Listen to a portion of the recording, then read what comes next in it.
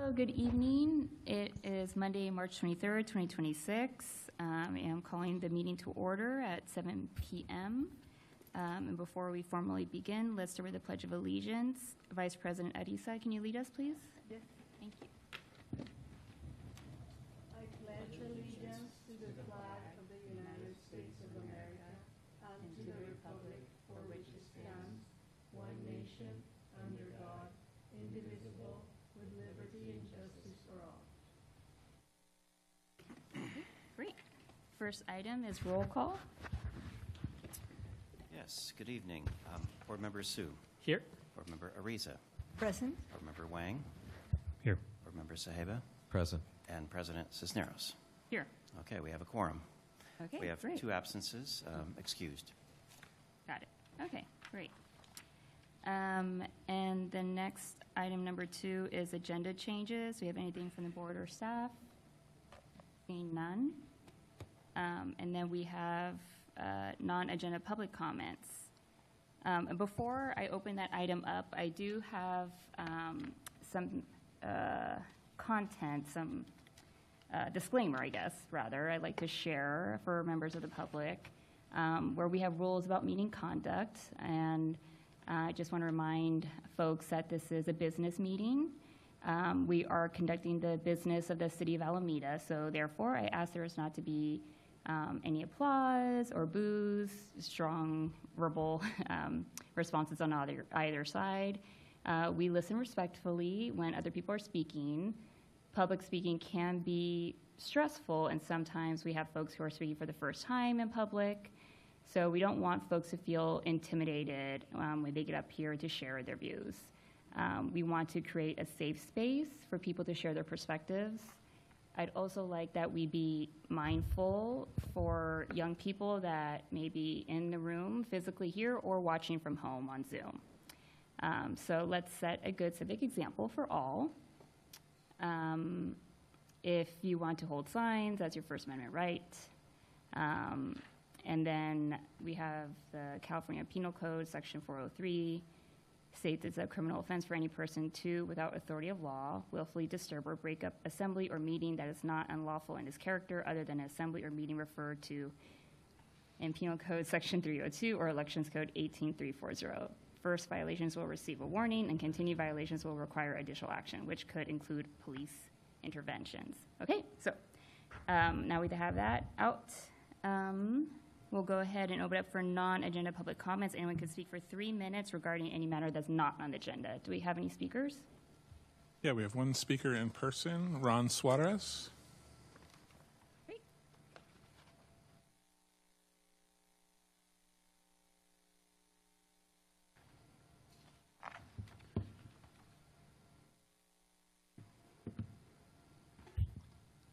Hi, I am Dr. Ron Suarez.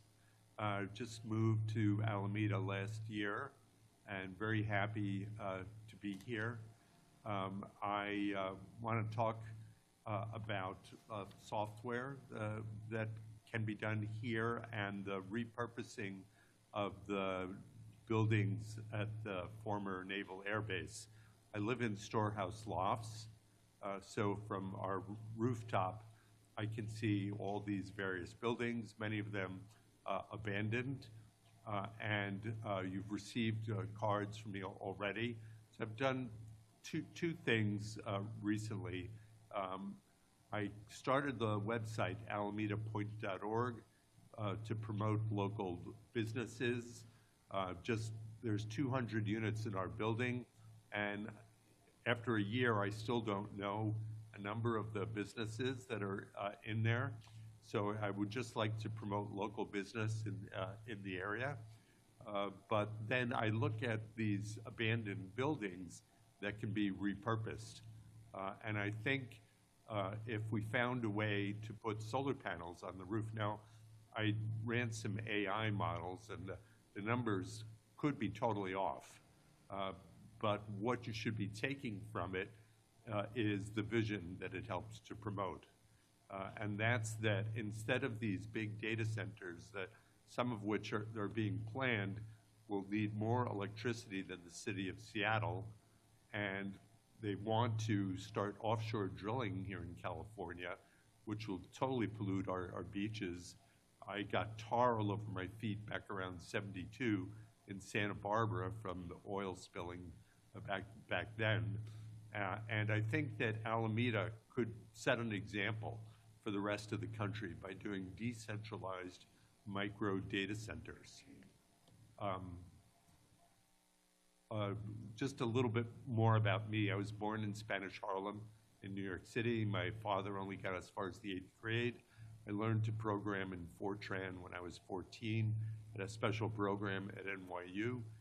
So I'd like to see those kinds of things promoted for younger children so they can get ahead. I went on, and NYU then gave me a full scholarship and invited me to attend without even having to apply.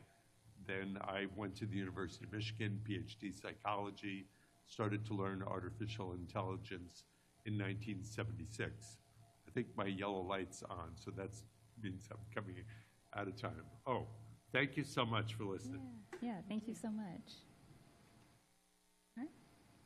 And do we have any other speakers? No other speakers. Okay, great. Thank you very much for that. Closing agenda item 3, we're moving on to consent calendar, and it looks like we actually don't have the quorum to move this item. Is that right from staff? Yes, that's right. So we'll carry those over to next time. Okay, great. So we'll carry that over, and we'll go ahead and dig into regular agenda items. 5A being a use permit for 707 West Hornet Avenue.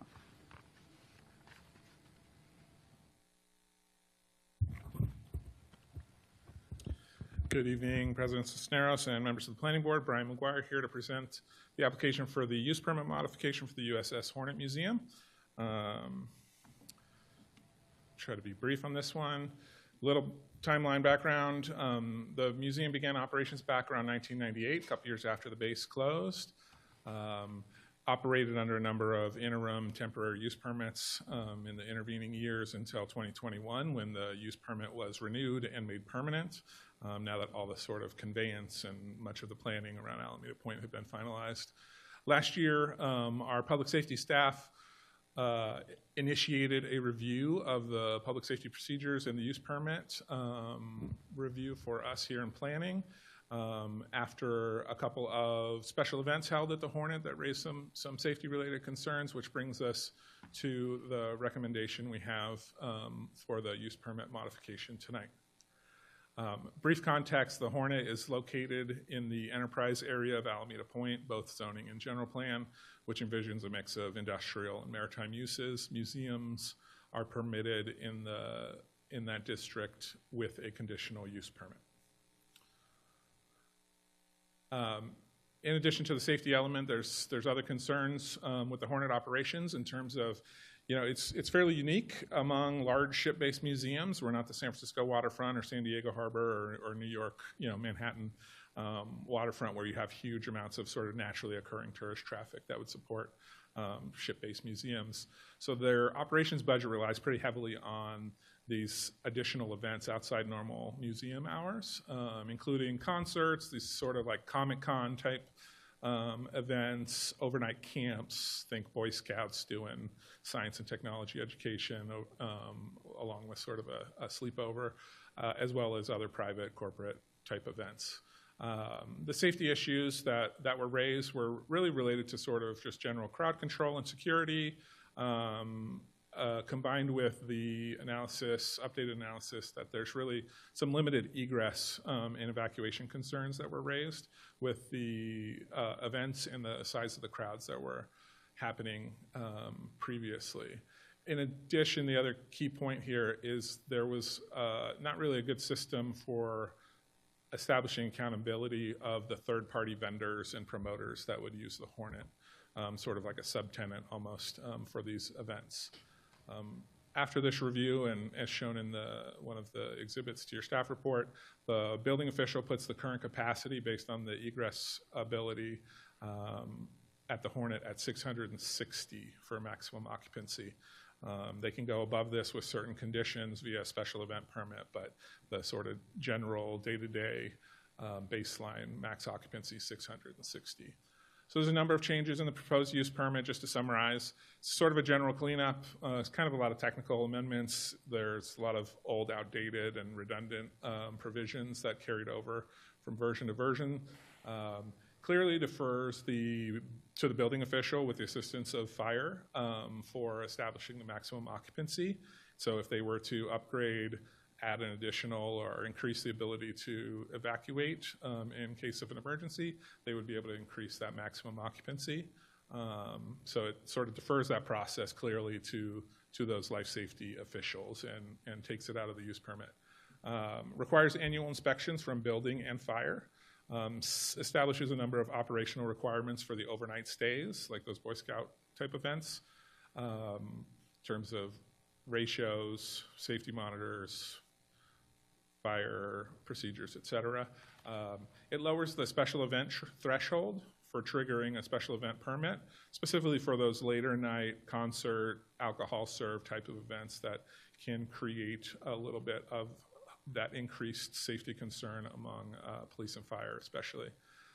During the course of the review, we identified with the applicant an appetite to potentially allow for limited helicopter landings at the site. There's no immediate plans for this, but we wanted to create the space within the use permit to allow up to 6 landings per year, subject to additional other agency approvals, Caltrans, FAA, et cetera, as well as additional city review of those procedures.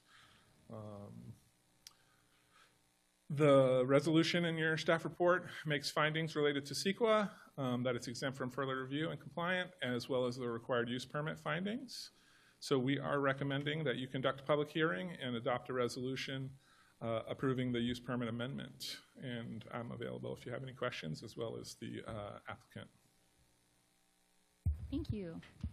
I'll bring it back to the board. Any clarifying questions for staff or for the applicant? Board Member Sue? Thanks for the presentation, Brian. I just have a couple questions, or more than a couple, just on the conditions, basically. One of them, I think the existing use permit had a language about when the Hornet could be open or closed, and I didn't see that language in the new proposed conditions. So I wanted to ask if, what was the thinking behind that?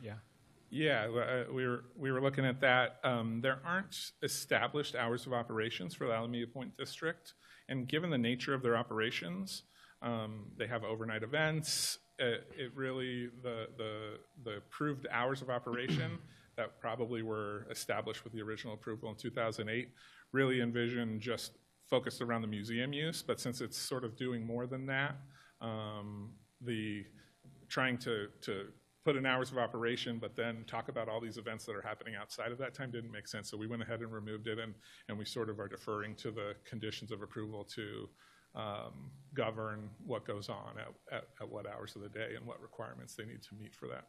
Okay, great. Yeah, that makes a lot of sense. The other thing I saw was there was a condition on fireworks that was removed, I think. Was that something the staff decided to do? Yeah, so it's an interesting history. I don't have it all. You used to be able to do fireworks events, but in order to get the permit to do it, they had to actually launch the fireworks from beyond the city boundaries out in the bay. So they would actually have to get the fireworks permits from the city and county of San Francisco. And so basically with the review and with sort of the current procedures and approvals and expectations of fire, we essentially just said we're done with fireworks because it's not something, didn't really make sense for us to be governing something that is happening outside of city limits, I think was the key point. And then obviously within the Hornets lease premises, we're not approving any pyrotechnic displays anymore. Got it. Okay, great. Yeah, thanks. Yeah, that's all actually I had. Thank you. Yeah. Thank you. Any other clarifying questions? No? No? Okay. Seeing none, then we'll bring it back to the board. And any deliberations, feedback, or comments or do we have a motion? You may want to hear from the applicant and Oh, I forgot about public comment. Yeah. Can we open it up for public comment for anyone who would like to make a comment for 3 minutes or less on this agenda item may do so. Do we have any comments online or in person? Yeah, there are no hands raised. The applicant didn't prepare a presentation, but if the board wants to hear from them, they're available. Okay. I don't think we had any questions for the applicant. Did we? No? Yeah, seeing, Should they do the presentation regardless, just in case? they didn't, or no? you said they didn't have a prepared presentation? Oh, they didn't? No. Oh, okay. Okay. Seeing no public comment, we'll go ahead and close that. And now we'll bring it back to deliberations or a motion. I will make a motion to approve the newly proposed or amendment to use permit PLN 25-016-18 based on the conditions and findings proposed by planning staff. I'll second. Great. We have a motion and a second. All those in favor say aye. Aye. Oppose, and we have 2 absences. Okay, great. The motion carries, and I'm excited to see more support and activity for this wonderful asset we have in Alameda. So thank you. Moving on to item 5B, we have a use permit for 1521 Buena Vista, the Encinal Terminals. All right. And staff will give a presentation.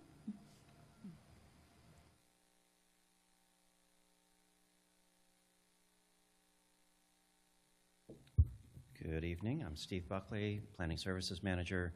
I actually need the other presentation, the blue one.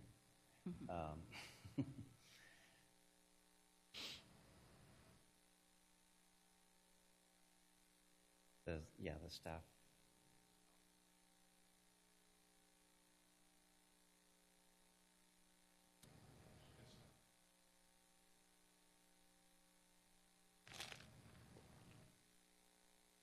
Okay, thank you. So I'll make the staff presentation, and then I'm joined tonight with Base for Use staff who are also involved in the Tidelands lease negotiation, Walker Toma, and then also the applicant, Michael Hara, is here and has a presentation. So this is a use permit application for a temporary use, 2-year permit during the interim between now and when the applicant is required under the development agreement to begin work on site preparation for the implementation of the master plan. I have several views of the property from along Clement Avenue, just kind of giving you the context. This sort of boxy building with the 5 upper story windows is located at the front of the site, and the site extends back along the water there, along the wharf and fill area. So this is located at 1521 Buena Vista. It's vacant except for these empty buildings. It's surrounded on 3 sides by water, with the Alaska Basin and the Fort Bend Marina and the Oakland Estuary along the sides, and then Clement Avenue at the front.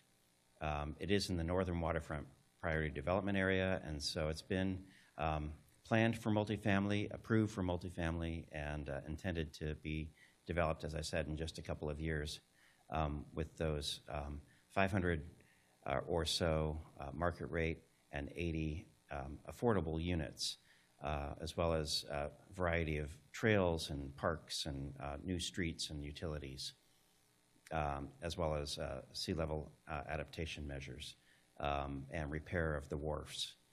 So this has all been studied in a prior master plan and EIR. It's part of a Tidelands exchange and is governed by a development and disposition agreement and a development agreement. And so all of that is meant to start happening in 2028, with some of the preparatory work happening very soon. The Tidelands lease is actually, the city owns a portion of the site right in the middle of this wharf area, and so it's currently subject to the Tidelands Trust, and therefore is subject to a lot of restrictions on what can happen there. But it does allow warehouses, marinas, general manufacturing, and other things. The zoning also allows a variety of things, including R&D, water-oriented uses, offices, and residential. This site was used for over a decade as a container storage and repair facility, as you can see here on the left, from 2000 to 2012.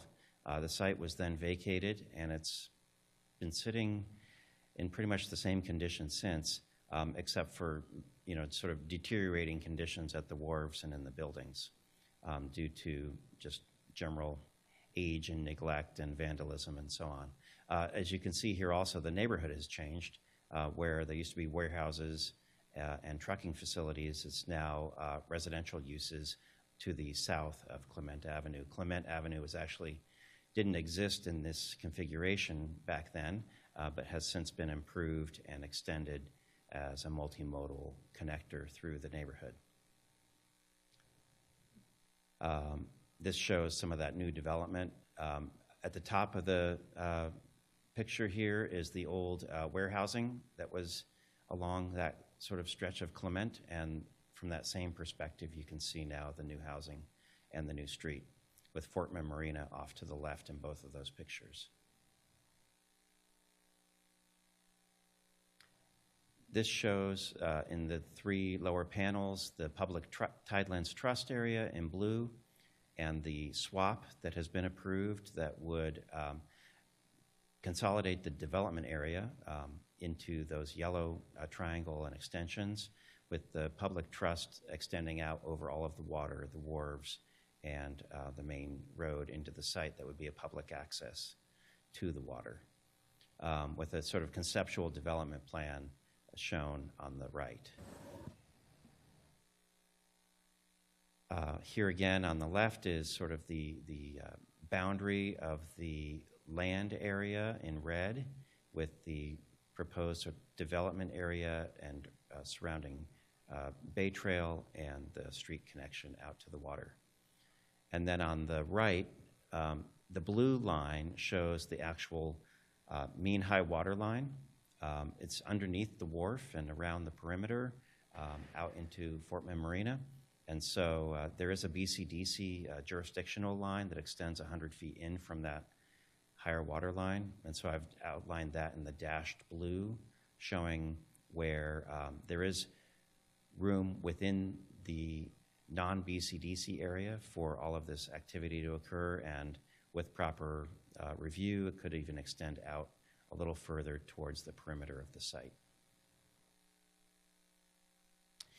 On the right is a close-up of an improvement that's proposed as part of the project, showing a driveway that would extend into the Fort Mill Marina parking lot and then extend further north into this activity site at the Encinal terminals. And the purpose here is to close the existing driveway to the Fort Mill Marina, where there is a slight conflict with the Cross Alameda Trail, the bike lane it's a two-way bike lane. Right now there's some markings that kind of warn people that there could be some cross traffic. And so this project would actually close that driveway, provide a new driveway, and thereby improve the Cross Alameda Trail as well.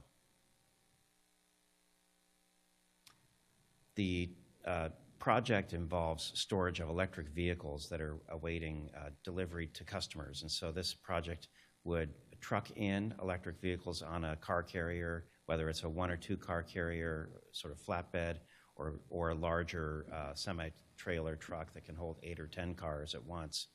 They would be coming into the site via the established truck route through either the Park Street or Fruitvale or High Street Bridge. In your packet, I included this map. I wanted to clarify here. The green on the map shows the likely truck traffic route. The Clement Avenue extension currently doesn't pass through entirely. There's a development project that's still underway, and there's a stretch that's not passable. So they would continue to use the temporary Clement Avenue through to Buena Vista and then back over to the site, which is highlighted here in yellow. So with all of the allowed uses, the trucking is considered and the storage is considered consistent with the master plan uses and the interim uses that are allowed prior to the implementation of the master plan that include industrial and boat and storage and related and similar uses. And as I said, the public trust uses include water-oriented as well as industrial and transportation sorts of uses. So this, as an interim use, is not going to interfere with the ultimate implementation of that master plan as required. Obviously, all of the cars that are brought onto the site for temporary storage would eventually be removed, and there wouldn't be any permanent improvements that would remain after the closure of the use. So with that, the staff is recommending approval of this car storage operation for this interim period, subject to conditions that would limit activity to that truck route and limit the hours of operation, limit the activity to the outer portions, sort of the water side of the site as much as possible to limit noise, and limit lighting to the minimum necessary for security purposes. Security would be improved with work on the fences that are there now, maybe adding some slats, or at least re-securing the fences where they're loose. And there would be staff on the site at least during the day, during the operations, and that would also improve the security. The project involves the demolition of some of the buildings towards the front of the site, so that would also improve just the problems with graffiti and vagrancy, and the site would just be required to be maintained in a tidy condition. So that resolution in your packet includes all of those conditions, including hours of operation as well, particularly trying to keep truck traffic in particular, outside of the peak hours. The concern here is that with the work that's happening in the Posey and Webster tubes over the next 2 years, that this sort of truck traffic could interfere with cross Alameda traffic, which is likely to be diverted somewhat over to the Park and High Street bridges. And so we're just trying to not add to that congestion if we can avoid it. And also limit the hours of operation so that there wouldn't be nighttime activity that could affect the neighborhood. Mm. And that concludes my presentation. Great. Happy to answer any questions. Any questions? And we'll do questions to staff and then have the applicant come up. Is that the idea? Okay. Sure. Yeah, sure. I also, maybe I didn't quite clarify. There's a proposed condition on sort of the number of trucks that would be coming sort of during a ramp-up period. There might be a little bit extended hours as they're just beginning and then shutting down the operation. There could be some flexibility around, how those peak activity times are managed, but otherwise, we feel like the operation could operate with the more limited sort of hours. Thank you Thank you. for lifting that up. Vice President Issa?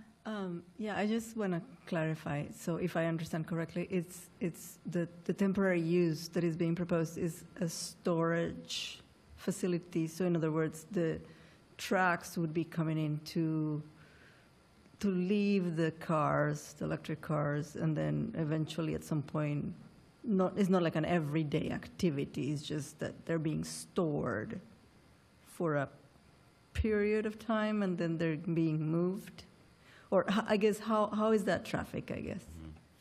Yeah, I think the applicant can explain it better, but my understanding is cars would come and go on a fairly regular basis, but there might be some peak times based on market demand. So it's kind of like a business storage, kind of? Yes. Okay. Thank you. Any other clarifying questions? Board Member Wayne? I have a few questions. Thank you for that presentation. The draft resolution makes reference to buildings that will be cleared. Could you speak a little more about that? Yes.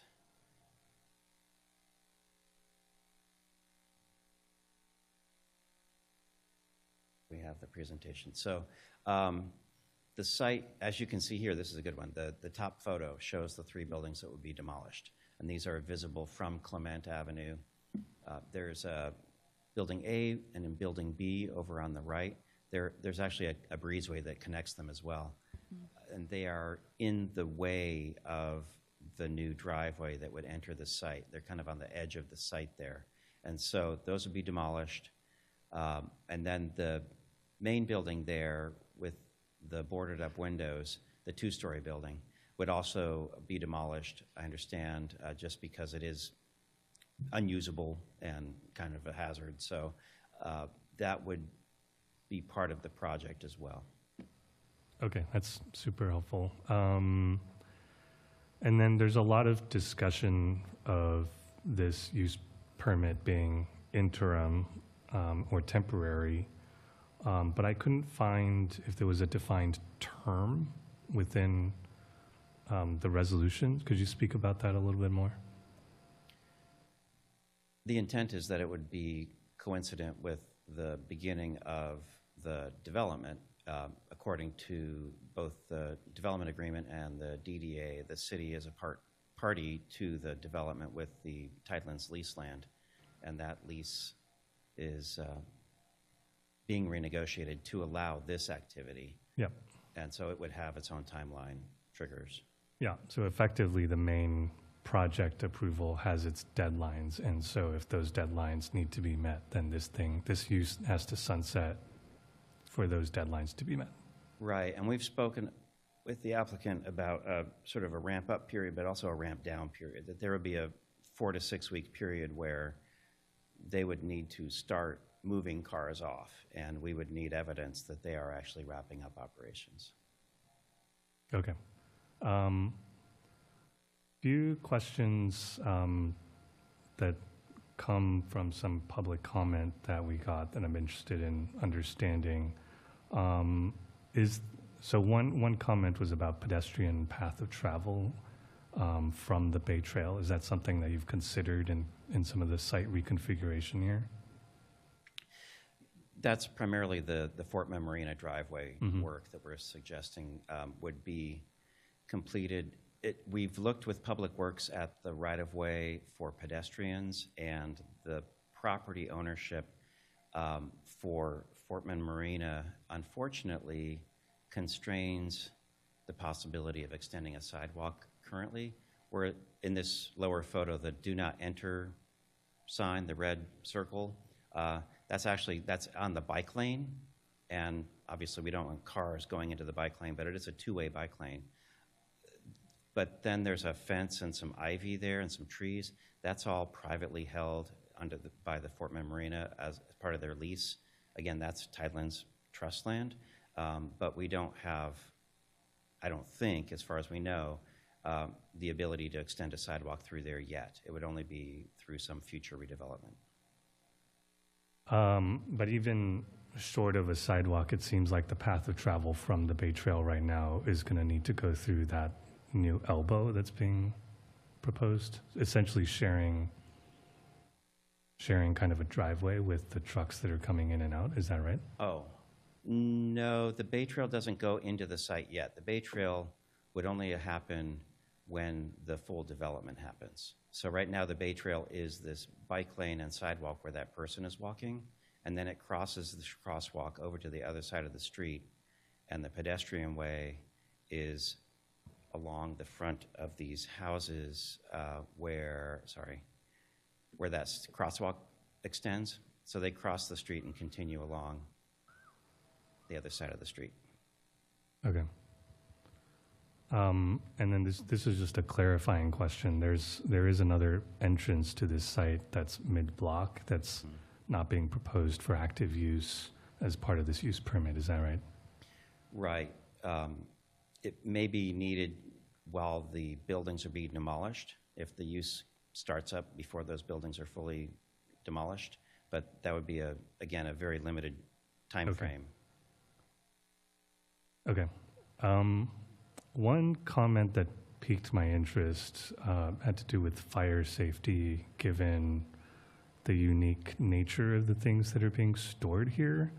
Wondering if you could speak to the language connected to fire safety in the draft resolution, if that is pretty typical language, or if it's been sort of targeted toward the specific uses that are being contemplated here. It's pretty typical. Okay. I think the concern is just that there would be the main warehouse building that's in the middle of the site that would remain, and we always want to have fire access and some sort of water supply on a site. But the parking of electric cars is not considered particularly hazardous. We have a mandate actually to encourage electric cars and parking and charging. So we don't believe that that's particularly hazardous. Okay, thanks. Thank you. Any other clarifying questions? Or if we have questions for the applicant, we could transition to that. But let me just see if I have any questions then. I was wondering about the process with the Thailand's lease amendment, because I think it mentioned something about the state having to maybe be involved in some way, or if you could speak to that, or potentially BCDC, their role in this, if any. I think I can let Walker Toma speak to that. He's Okay. in the midst of that. Okay. Let me just When see you're if I have ready. any more questions for staff. Sorry. That one should be for them. Okay. I think that's it. Yeah, we could transition. Thank you. Yeah, hi, I'm Walker Toma. I'm with the Base Reuse and Economic Development Department. And so we're anticipated on bringing a lease amendment to City Council next month for this project. So happy to answer any questions you have about the Tidelands lease or anything else pertaining to that. So what in particular are you? Yeah, I guess, is there any reason to have the state or BCDC involved in this interim use transaction? Sounds. I'll separate the two. I mean, this is we as the city are the stewards of state tidelands, and so this is under this section, this very strange shape in the middle of it, which is the portion of a larger tidelands lease that has the city entered into with a user in the late 70s. It's from 1979, and this portion of it was assigned to the current the applicant. And so there are just restrictions in what can occur in Tidelands versus another city-owned property. And so those are some of the considerations that we have to take into account and what we have to address when we bring this item to council. Okay, yeah. Part of the reason why I ask is also spurred from the written comment from Bike Walk Alameda, where there was interest in having BCDC's review of this. But I just want to repeat back what I'm understanding, that's not necessary. Like, this is like a city council purview. So from the Tidelands lease perspective, that's Oh, something okay, that overall we site make findings of. perspective, I The guess. BCDC, Mr. Buckley spoke to the Tidelands boundary that's the 100 feet from the traditional shoreline, and so the findings that I think was made in that analysis was that the activities would take place outside of the BCDC jurisdiction. I'm not an expert in that, so if there's further findings, but that's my understanding. Okay, thank you. Sure. Great.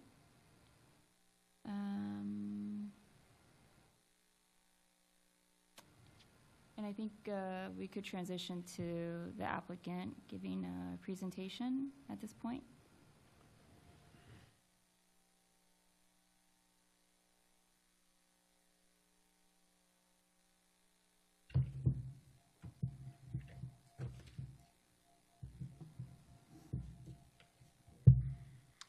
Good evening, President Cisneros, members of the Planning Board. I'm Mike O'Hara, Director of Forward Planning for the Tim Lewis Communities. We are the managing member of Bayview Landing LP. Oh, I'm sorry. There we go. And we're here because the pervasive poor real estate market conditions that have existed since about a month after we got our final city council approvals in 2022 has basically decimated real estate values everywhere, and the present viability of the Ensel Terminal site has been similarly decimated, and that has delayed implementation of the approved development plan. Continued trespassing, graffiti, vandalism, various nuisances, disturbances, and security risks to us and our neighbors have plagued the site for a while, despite our continued efforts to work with the Alameda PD. I won't go through all of these words on here. Suffice to say that we acquired the property as under a different name, North Waterfront Cove, in 2013. We've been at this for a long, long time. Finally secured city council approval, as I mentioned, in February of 2022. We spent the next 2 years basically completing all of the stuff we had to do with the state with regard to the exchange. And then about a year ago, a little over a year ago, the city council granted some milestone extensions that were referred to earlier by Mr. Buckley. And then almost exactly a year ago, we took title as a new entity. We bought out our partner and took over the property. This is the site. I've identified the areas that are off limits for certain, which are all parts of the wharf. And of the 23 acres that are the 23 upland acres, about 5 of them will be off limits. I'll get to the discussion about the BCDC in a minute. But so the lease parcel sits in the middle. This is the slide that you just saw. And so our request is to approve this use permit for temporary storage, parking storage of new electric vehicles. It's a low-impact method to allow temporary occupancy of the site. It'll improve all the negative conditions that are perpetuated out there while we complete the permitting processes in the next couple of years. So why approve the use permit? There's basically 4 reasons. First is occupation of the current vacant, blighted site. I think I said that about 100 times today. But occupation of that site basically creates an active, occupied daily use. There's no abandoned portions of the site. There's people at the site every day. And we will, by demolishing the buildings, we'll absolutely remove conditions that have led to trespassing, graffiti, and vandalism, and in the end, improve neighborhood traffic and safety. This is what we've been dealing with for the last several years. Holes broken into, graffiti, our whole electrical system for the large hangar area out in the middle of the site vandalized and ultimately stolen. Interiors of buildings have been destroyed, and so we've been dealing with this for quite some time. The other thing about this is that the uses are isolated from neighbors. The site's surrounded on 3 sides by water, and then a commercial building across Alaska Basin. And then the residential neighborhoods of Star Harbor and Marina Shores will be isolated further by keeping all of the loading and unloading activity well into the interior of the site. Here's kind of the breakdown of how that works. And for context, that white line in the Encinal Basin there is about 1,600 lineal feet long, almost 1/3 of a mile. So if we identify, if we limit the activities, loading and unloading to the center of the site, you're talking about a pretty substantial setback from those residential sites. Third, it accelerates the Fortman Marina entrance solution. The master plan contemplated that and mandated that confluence of Entrance Road, Clement Avenue, the Cross Alameda Trail, and the Fortman Marina access was a mess, and it mandated that we fix that. With this use permit, it actually will accelerate it to present day instead of waiting for the rest of the site development to commence. So we've expanded this a little bit to look at current conditions and see how things can work. We've extended this pavement here to allow for trucks to pull off the site or off the road and stage here if need be, if there's some issue with getting through the gate or whatever. We would do all this pavement to basically attach to Entrance Road and into our site, demo these two buildings right here.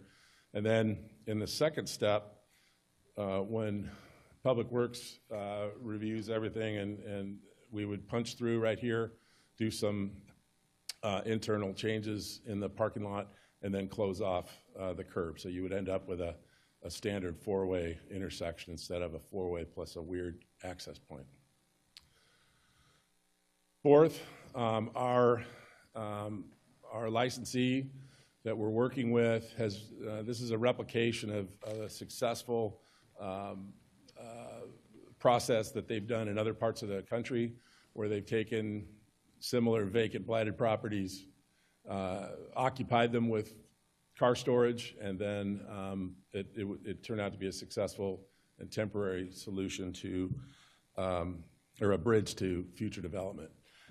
There were a number of conditions that I wanted to get to discuss. I don't know if I should finish the presentation, come back to that, or let me jump into that right now. There were a number of conditions that I brought up to staff that I had asked to revise, and they've not been revised in the current portion of the resolution. So if I could ask you to turn to condition 1. I'll get to these ones here in a minute, but I'll go in order.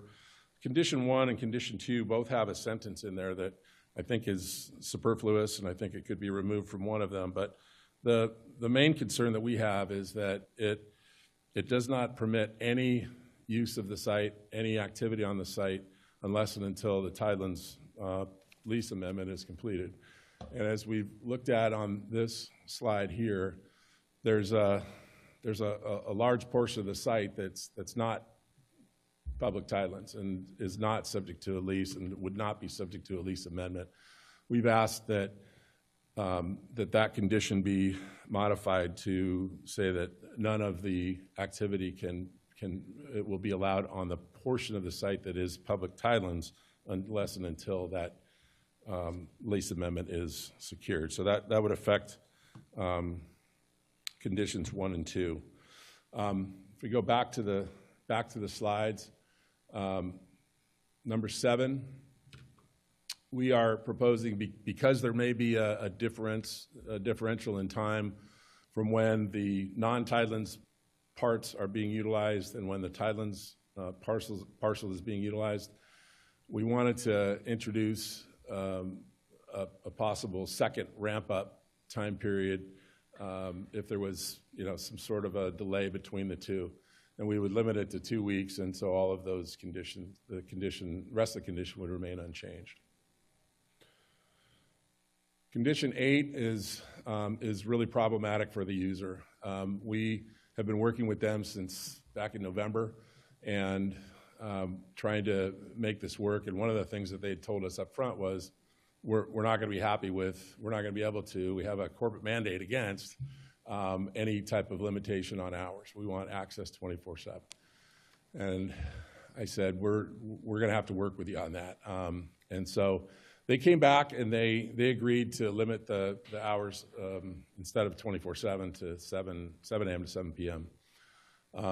When staff came back with the 8 a.m. to 4 p.m., they said that's really almost impossible for us to comply with, and if you're not allowing any truck trips after 4 p.m., that's going to be very difficult for us. We're in the logistics business. Things happen out of their control. Shipments come in out of schedule. Shipments get delayed. Different things happen during the course of a business week, and they really need some more flexibility. So what they've proposed is that they extend the 4 p.m. hour to 6 p.m. so that the deliveries could be from 8 a.m. to 6 p.m. And the rationale for that is that the majority of the truck trips will occur between 8 and 4. it will be, there's not going to be a rush of, a rush of trucks delivering vehicles at 5 o'clock. It's going to be, from a logistics standpoint, it's going to make a lot of sense for them to try and keep all their hours into the non-commute hours. But they don't always control how shipments work and all of that. So they're very serious about expanding that time period to 6 p.m. They also said there may be some unusual circumstances that may take them outside of that time period, not very often. They said not more than 5 deliveries a week. So I think we're talking about a few truck trips per day possibly during that time period. So that's something to consider. Condition 9, there's a condition for a 200-foot buffer. That's almost 2 acres of site that I would be unable to utilize, and I don't understand why there's a buffer employed. What we discussed, what I explained to staff was that, as I said a little bit earlier, all of the loading and unloading activity is going to happen far into the interior of the site. It'll be well beyond this 200-foot buffer, but as written, it says I can't store any cars in that 200-foot buffer, and that's just not, I don't understand it. It doesn't make sense, and I felt like if we could codify the fact that we will do deliveries at the north end of the more interior of the site, that last sentence could be deleted.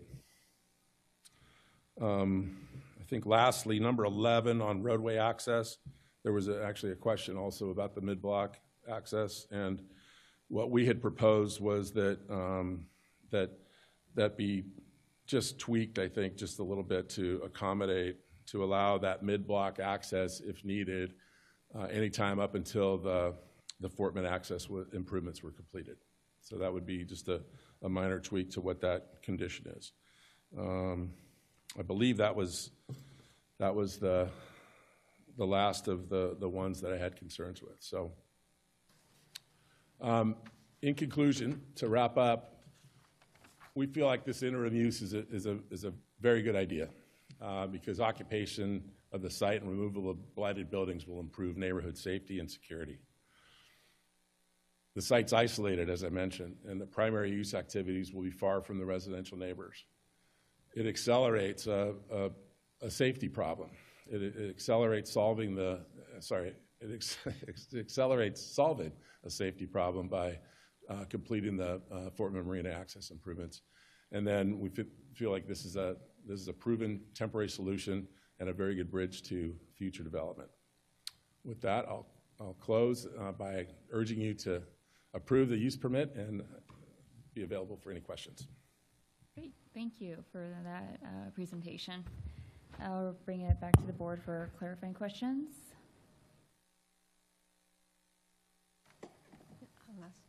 Yeah, Vice President Ariza. Thank you for the presentation.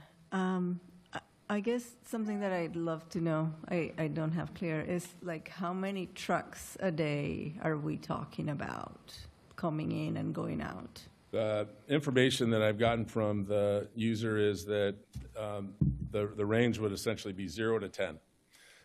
And to answer your question earlier, I should have brought that up in the presentation. I apologize. There's a total of about 700. They're anticipating 700 to 1,000 cars total. So if you do the math on that, they felt like a 3 to 4 week time period could probably get the site filled, only by using, by less than the 10 truck trips per day. Once that ramp up period is completed and the site is filled to its anticipated capacity, it's less regular. The deliveries will come about as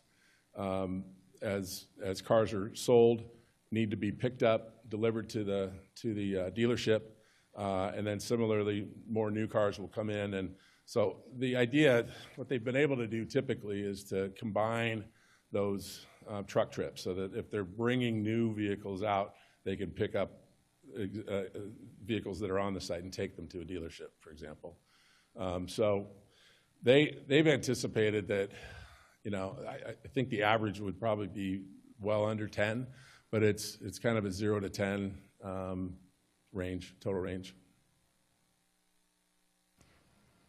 And I would imagine that the traffic flow of those trucks is coming in through the Fruitvale, like the Park Street Bridge and the High Street Bridge, like through the bridges, not through the tunnel. The route that they're talking about using is over the Fruitvale Bridge, and then coming straight down Clement, yes. So that's their plan. It's about a 1.9 mile stretch through the city of Alameda, and so that's what they're anticipating. Thank you. There's one other thing I wanted to point out. There was a question about the BCDC limit line, and there's a condition, I believe, that's written here that if anything's required from BCDC, that we would have to get the required requisite permit. And so we've looked at it. It was said that no uses would be beyond where that 100-foot setback line is. They could be, but not without, if there's a permit required from BCDC, then we're obligated to get it. So I didn't want to limit ourselves to staying outside of that limit line. If we want to avoid getting a permit from them, then yes, that would be the case. But if we want to expand the area out there and we can get that approved by BCDC, then we'll do it. Thank you. Any other clarifying questions? Board Member Sue? Yes, I just have one question on condition 9. You mentioned how you wanted us to maybe remove the 200-foot buffer. Yes. I think the staff's kind of intent there was more, I think they were more getting at just the unloading and loading activity. So if we were to modify that restriction just to say that no unloading or loading could occur within that 200-foot buffer, but storage otherwise would be okay, would you be okay with that? I mean, 200 feet's a ways. I mean, or just some other distance. I think that was kind of their intent from the presentation, was to limit just that activity. I mean, I can also let them clarify too, but I think that's what I understood. And in my conversations with staff, they were not understanding that we were going to take down that third building and that's thinking that would kind of be, that would be a buffer. We're not going to do anything south of there, but the idea is we are going to take that building down. So we don't want to limit ourselves to that. And yeah, so if we'd be amenable to a modification of that. I mean, the outdoor activity, it talks about focused in the middle and outer area of the site. That's the very first sentence of that. So I felt like it's already there. I seem to understand, and I don't know, I think this is a question for staff, but the way I read it is that it's a 200 buffer on Clement Avenue, not on the whole site. Right. I mean, I guess depending on where that setback starts, if it starts at the curb and gutter, that's probably a lot easier to accommodate. Does staff want to jump in? No, understood. Understood, though, that it is on Clement. It's not, but still 200 feet on, 200 feet on, 350 feet is pushing 2 acres. So that's why I'm concerned. Yeah, it was just a suggestion. I think looking at the map now, it's true that 200 feet would essentially knock out the southern block of your property, and then that would push all of the activity essentially into either the Tidelands lease property or your northern property. Correct. And it was an attempt at keeping the site sort of looking undeveloped. But I think if there just weren't a lot of loading and unloading within some distance, just so that the neighbors don't have to listen to trucks, Yep. rattling at all hours of the day, That's all we were really thinking about. I don't know if it might be too hard to solve for now, but do you have like an appropriate distance amount in mind? Well, I guess there's two things. The one is that condition 10 talks about us putting fabric or slats on the fence to kind of hide it.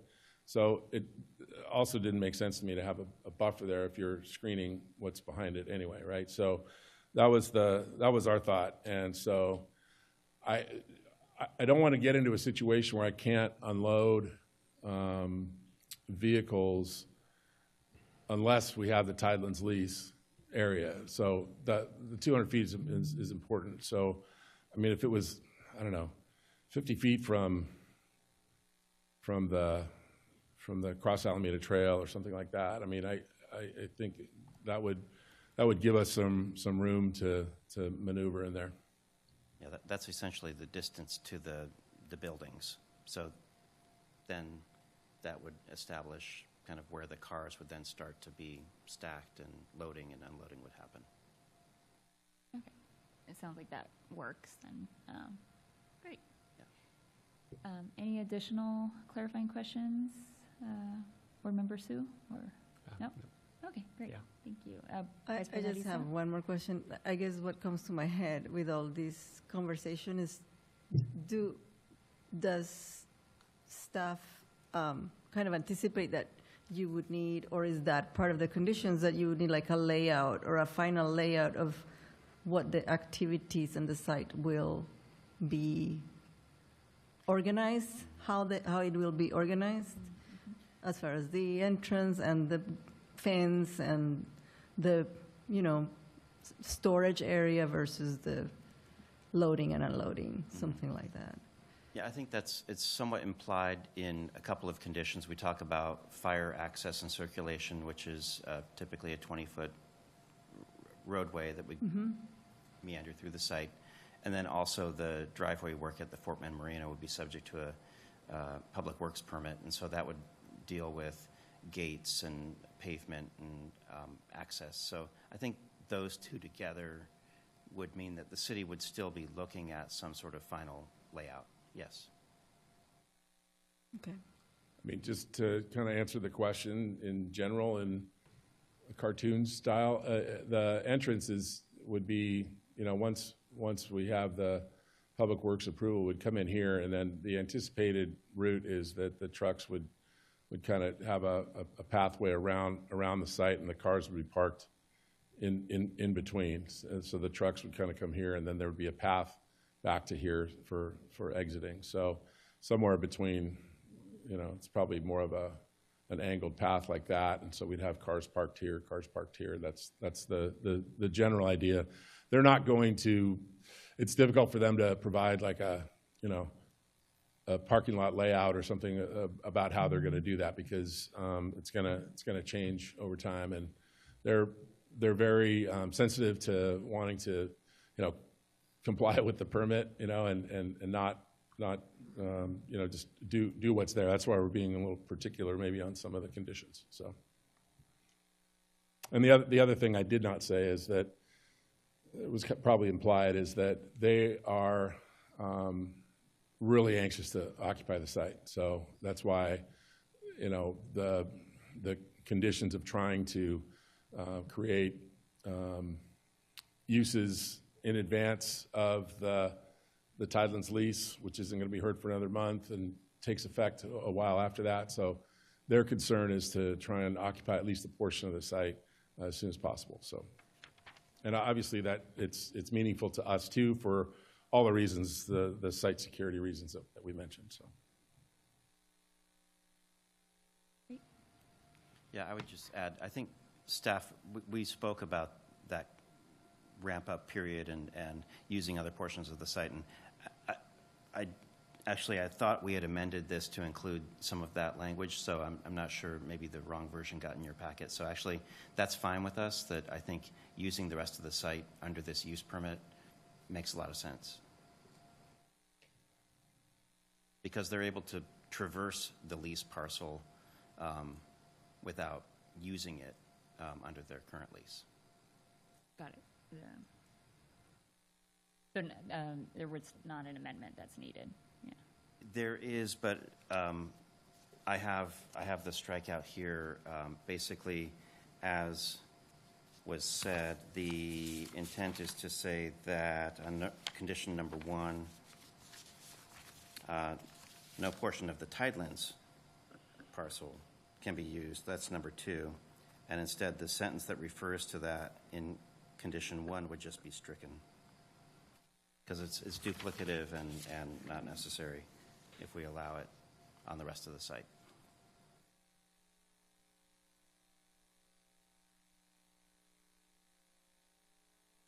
Okay, thank you.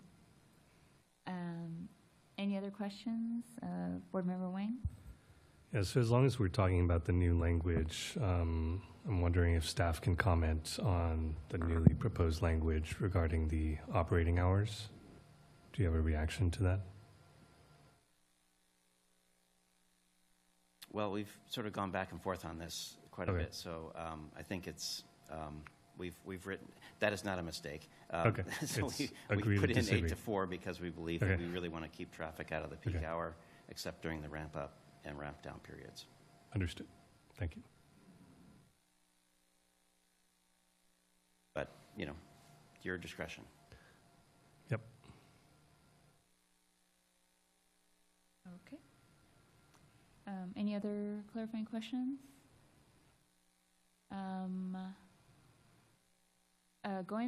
I had a couple. Going back to the trucks, can you describe them a little bit more? Are they electric trucks? Oh, the trucks? No, they're not. No, they're kind of your standard vehicle hauling truck that carries up to 10 vehicles at a time. They're not always, they wouldn't always be completely full, but those are the ones that you've seen that are stacked in there at various angles, and so that's the idea behind those. And I don't believe anybody's making electric vehicles of that sort yet. So I checked with our licensing partner on this, and they confirmed that they are not electric. Mm-hmm. Yeah. And the way the use permit is designed, that there's various interim uses that are allowed. I'm just curious, did you, your company, try to pursue any of those other alternatives? I don't remember the list of things, but. This whole process, you might have seen on Steve's presentation that it had a May 25 date. We were originally going to do a kind of a very broad use permit that we could, because our broker told us that you really need a use permit to go out to the market. Otherwise, no one will want to lease your site because it takes too long. So we recognized together that it was going to be problematic to come here before you and not have any answers to any questions. So we decided to back out of it. We were approached in November by this group to utilize our site. Their lease was coming to an end. And so between May, when we signed the listing agreement, and November, we had no serious offers or anybody that wanted to utilize the site. Then we got 2 groups that wanted to talk to us, but they were, it was some sort of a light manufacturing. One was kind of light manufacturing, one was a little heavier manufacturing. Those all came up about the same time as this car storage came up. And the car storage to us was by far the least impactful of those uses. We stopped pursuing the discussions with the other groups when this came about because we felt that it was so low impact. For the most part, the cars are just out there sitting, right? And there's no day-to-day activity. There's not, constant deliveries of trucks from different areas. Like if it was what it used to be, the shipping container storage, there were trucks in and out of there constantly. And this is the opposite of that. I mean, there are trucks in there, but it's on nothing's happening on the streets out in front. It's all happening interior to the site. And we felt it was, of all the uses, we felt it was pretty perfect for what we were trying to do. They weren't looking, and the other thing is, a lot of times, these prospective lessees are looking for long-term commitments, 5 years, 10 years, whatever. And obviously, we couldn't do that given our limitations with the development timing. And so they just said, we want to sign a 1-year lease and we want to extend it for, we'll do things in 1-year increments. And we said, that's great, because here's our constraint. And they said, it's fine. It solves a problem for them right now. And in 2 years, they'll have to solve it, some way else. But yeah, we felt it was really an ideal use for that site, given the neighborhood, given the residential, even though we're surrounded on 3 sides, we're also mindful, obviously, of the residential component, the residential uses to our south. And so we want to be good neighbors, and we felt like getting the site cleaned up and occupied was also a great thing. We felt like this was the optimal opportunity. Got it, yeah. Thank So you. it goes without saying, we'd love to be able to kind of make this work with them.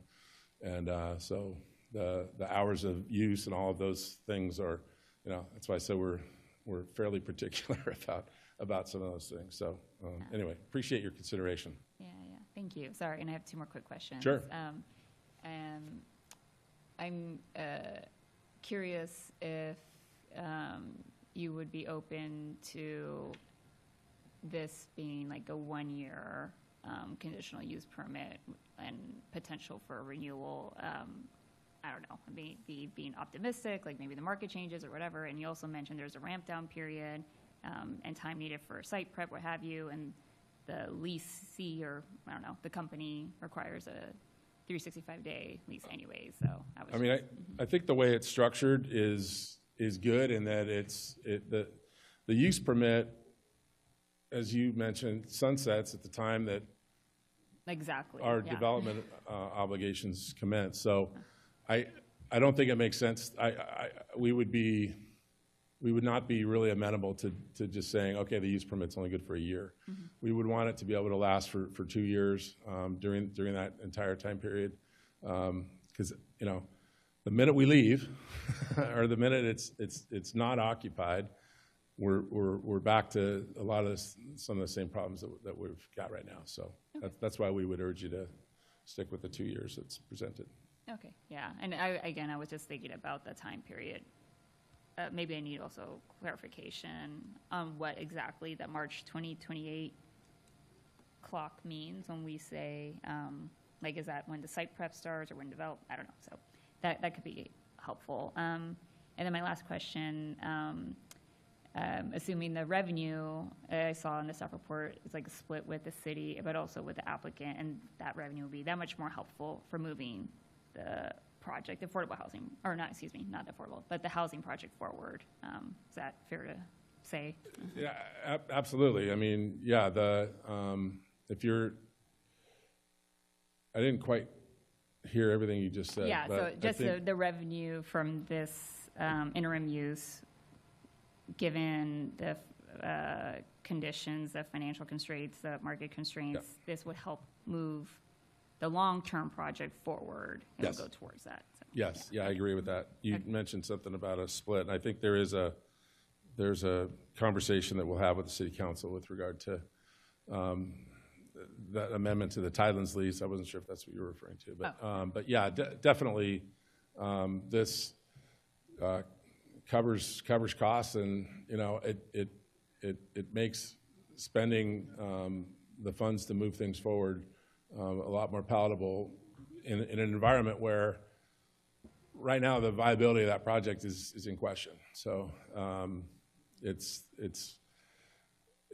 relies on some metrics changing dramatically, which are haven't been moving very fast, and recently started going the other way. So, it's definitely something that would assist us in that regard. All right, thank you. Those are Okay. my questions. Thank you. Yeah. And with that, we'll move it to public comment. Do we have anyone in the room or anyone on Zoom as well? We have one in person and one online so far. If you want to speak on this item, please raise your hand on I'm sorry, Zoom. how many speakers do we have, Brian? Just two at the moment. 2 speakers? Okay. We're up to 3. First speaker in person is Allison Green. Okay, we have 3 minutes to speak on this agenda item. Mike. I haven't seen Mike in what, 12 years? Yeah, this is very ironic because 13 years ago, we were having this whole thing, Del Monte, do we not, very contentious. And one of the main influencing points, aside from providing housing, was getting rid of the trucks. And hello, here we are again. I made notes for myself, but I'm going to veer from that for a minute because I have to tell you, I'm kind of terrified at the idea that we've got the potential of the tail wagging the dog here. You've got somebody who wants to lease as soon as possible. The hours aren't good. The restrictions aren't good. And the idea that we will accommodate that as a city and put ourselves in a position. I walk my dog every day across Buena Vista, as do many people. And we have achieved making it a residential neighborhood. If you go out there after work, 4 to 7, everyone's out with their children, with their pets, with their families. People are biking, people are walking, they're doing all the things we want, and it's great. And, making the inside of Encinal terminals arguably safer by having something there, it is not, enough to counteract making it more dangerous by sending tractor trailers up Entrance Road. And, okay, I don't know all the truck terminology, but something that carries 10 cars on it seems kind of big to me, and the pollution and all that. We've got people, hybrid work. They're working from home, clang, bang, bang. This isn't ready. This isn't ready. And the city's notification period, for these types of issues, and it's nobody's fault here, needs to be rethought, because I found out about it from a flyer stapled on a telephone pole. Because I guarantee if people were more aware, you would probably have a lot more input from the people in the neighborhood. But, it's not ready, it's not safe, a trucking company that needs to come and go at will, a little scope creep there, and cutting access off. I mean, no, the Fortman parking lot is kind of quirky, and Brian, when I submitted my C-Click fix about making it safer, this is not what I meant, but it works. People watch out for each other. The owners allow people in. It's very heavily trafficked. And without having safe access, where are people going to go? They're being crossing down the street in the middle of the street, no stop signs on curbs. You're just not ready to vote on this tonight. This plan isn't ready. But thank you. Thank you. Next speaker is Cindy Johnson.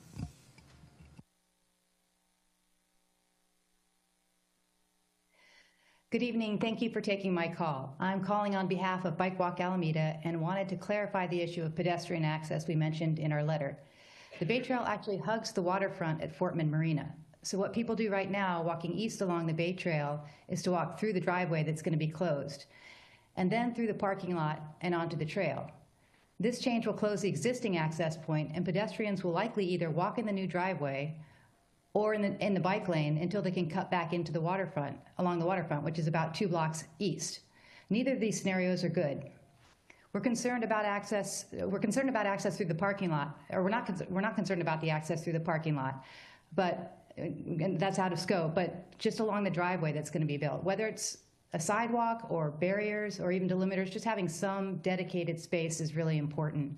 That way, this project will actually improve both pedestrian and bicycling circulation in the area rather than potentially worsening it. So again, we ask that you condition your approval on improved dedicated pedestrian access here. Thank you so much. Thank you. Next speaker is Benjamin Grass. Hi, it's actually Kim Cadle. I'm a resident with Benjamin Grass, and I have 2 key points related to the letter that we submitted. The first is regarding the blighted building demolition. It was verbalized that 3 buildings would be demolished, the 2 for the entrance and then the main large boarded up building.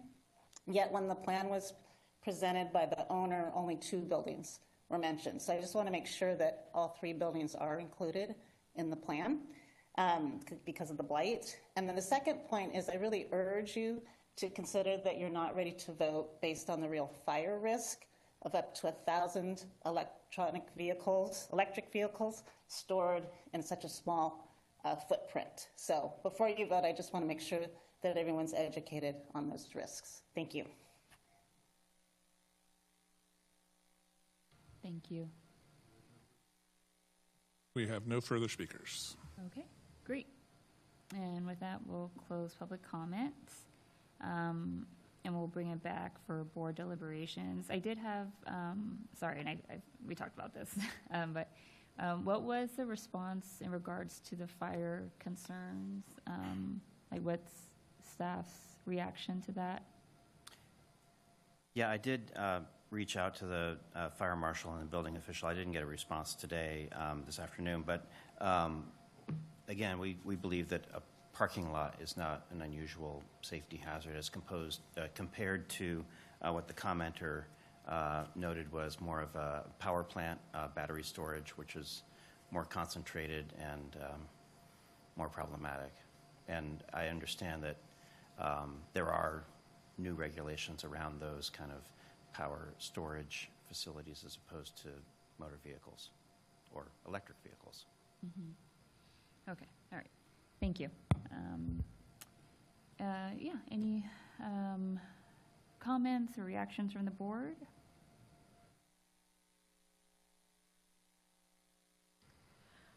Yes. I mean, I'm just looking at the site plan, and I fail to see how the pedestrian and bike access will change. Is there something I'm missing? How will it change? So right now, I did fail to mention, so there is a sidewalk that goes through the adjacent park at Fort Mill Marina. I don't know if we have a good slide, but if you look at the picture on the right here, and there's a parking lot, and there's a building, and there's a boat ramp, and there's more parking kind of off to the side of this picture to the right. And then there is a little pathway that goes along the marina frontage and connects to a neighboring park, which then connects to a public sidewalk, which I guess is a Bay Trail kind of spur. And so right now it just sort of dead ends into this parking lot. And theoretically, you know, if you find yourself there, you can then go through the parking lot and cross over to where the green bike path is. And so in the future, if you were to find yourself in that parking lot, you could use the new driveway, but then you might be mixing with truck traffic or car traffic or some other traffic, which you do now in that other driveway, but it's lower volume. And then you sort of arrive at the green bike trail. It's not a sidewalk exactly, but it sort of gets you closer to the crosswalk or the concrete sidewalk and the bike path. So in the future, I guess we could condition it that there could still be, say, a rolled curb at that green hatch mark so that people could still step out or roll their bike or other vehicle over into that bike lane. We just don't want cars being tempted to do that. Yeah, I see the. Would it be possible to continue the bike path along the way of the new truck entrance or the new driveway to the parking lot? So I don't know. I'm asking. Yeah, the street width where that stop bar is is pretty narrow. That's just barely 2 lanes. And so to try to put, I did think about that. If we tried to put a sidewalk or a bike lane also in there up to the parking lot, the new parking lot entrance, I guess we could explore that. If we extended that sidewalk in. It's just that right now it's all going to get torn out again anyway. But for now, yeah, for 2 years, we could see if they could put in a sidewalk or a crosswalk. I think that the pedestrians are similar to, there's not a lot of change, except for the fact that they will have to cross the street and trucks might be coming in or going out. But the bike, I understand now the difference, and it Yeah. seems that if there was a bike lane that was clear, and I don't know what the best layout is, but something to consider. Yeah, I think just regarding the bike lane piece, I mean, in my experience, and folks are generally using the Cross Alameda Trail that exists along Clement for the bikes. I think the public commenters were generally getting at the sort of the pedestrians tend to try to figure out their own way to get across the existing gap, as opposed to crossing in the designated crosswalk twice and walking along the south side of Clement on the sidewalk. So, but I think it is something that as they refine these temporary improvement plans, staff could continue to explore. Yeah, they will be getting a public works permit Yeah, I guess for this just work. So we even could, the striping would help, I mean. yeah, we could add it as a consideration, as a temporary measure, some sort of crosswalk or striped pathway.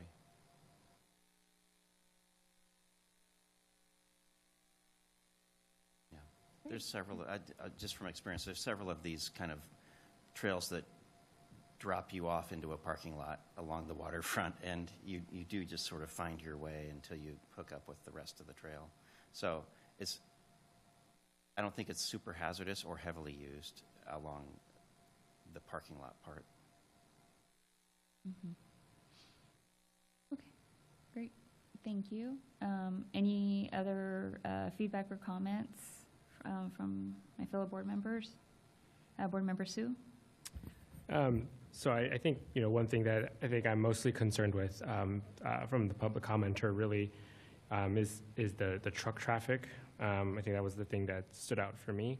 So I started thinking about ways that you might address that. I think the staff report and the presentation always said it was 0 to 10 trips a day. So you could try and limit the trips, but I don't know if that's actually enforceable, and how would you go about making sure that there's only 5 trucks coming in and out of the city every day. So, and then on top of that, you're not going to be able to, change the infrastructure in a way that makes it less impactful, right? The roads are what they are, and the truck route is what the truck route is. And so I wonder further, I guess, analysis we could do if we were to not act on this today to address the truck problem.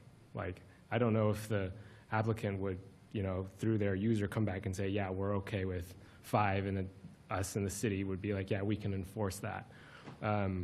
So I just want to kind of throw that thought out there. I'm still wrestling it with myself, but I think for me, that's probably the biggest issue right now, just the traffic, the conflicts with pedestrians and people on bikes and whatnot. I'm open to other ideas on how you address that, but I think to some extent this might be you either have it here or you don't. I don't know if there's a way to actually address it in a way that would, I guess, sufficiently mitigate it. Either way, you're going to have trucks coming, and then I don't know how much you would actually be able to enforce 5 trucks coming every day. Someone's not going to be out there counting.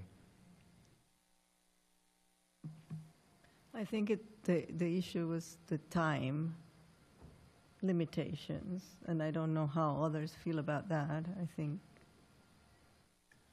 to end at 4 p.m. versus at 6 p.m., which is what the applicant would want to see.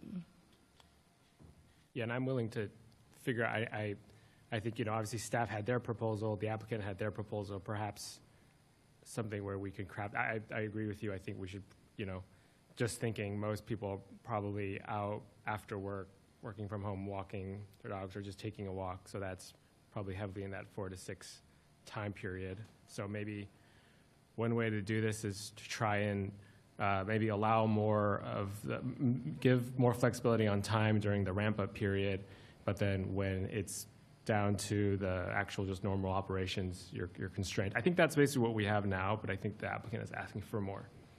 Yeah. Yeah, I wrote down here, they wanted to change it from 8 a.m. to 6 p.m. So, in case folks want a reminder. Any other comments? Yes, Board Member Wang? Yeah, just on the hours, I tend to agree with staff's position for some of the reasons that have already been articulated. I do think that 4 to 6 period does have increased activity from pedestrians, dog walkers, families, and I think you generally expect rush hour to pick up then too for vehicles. So generally a little more congestion, a little more conflicts with large trucks carrying 10 cars at a time. I think that's something that we want to avoid. So that's where I stand on hours. On fire risk, I'm not, I also agree, understand that EVs are, not hazards per se. I do think, just for the sake of putting this on the record for discussion, I do think they pose a specific risk profile that should be addressed. That said, I do think, the condition that requires that, fire personnel and apparatus have access through into the site is what we're looking for, right? That we want fire personnel and the fire department to be able to get into the site and have the necessary clear distances and other parameters for addressing any sort of fire that happens with like a battery. So I think that that's covered already.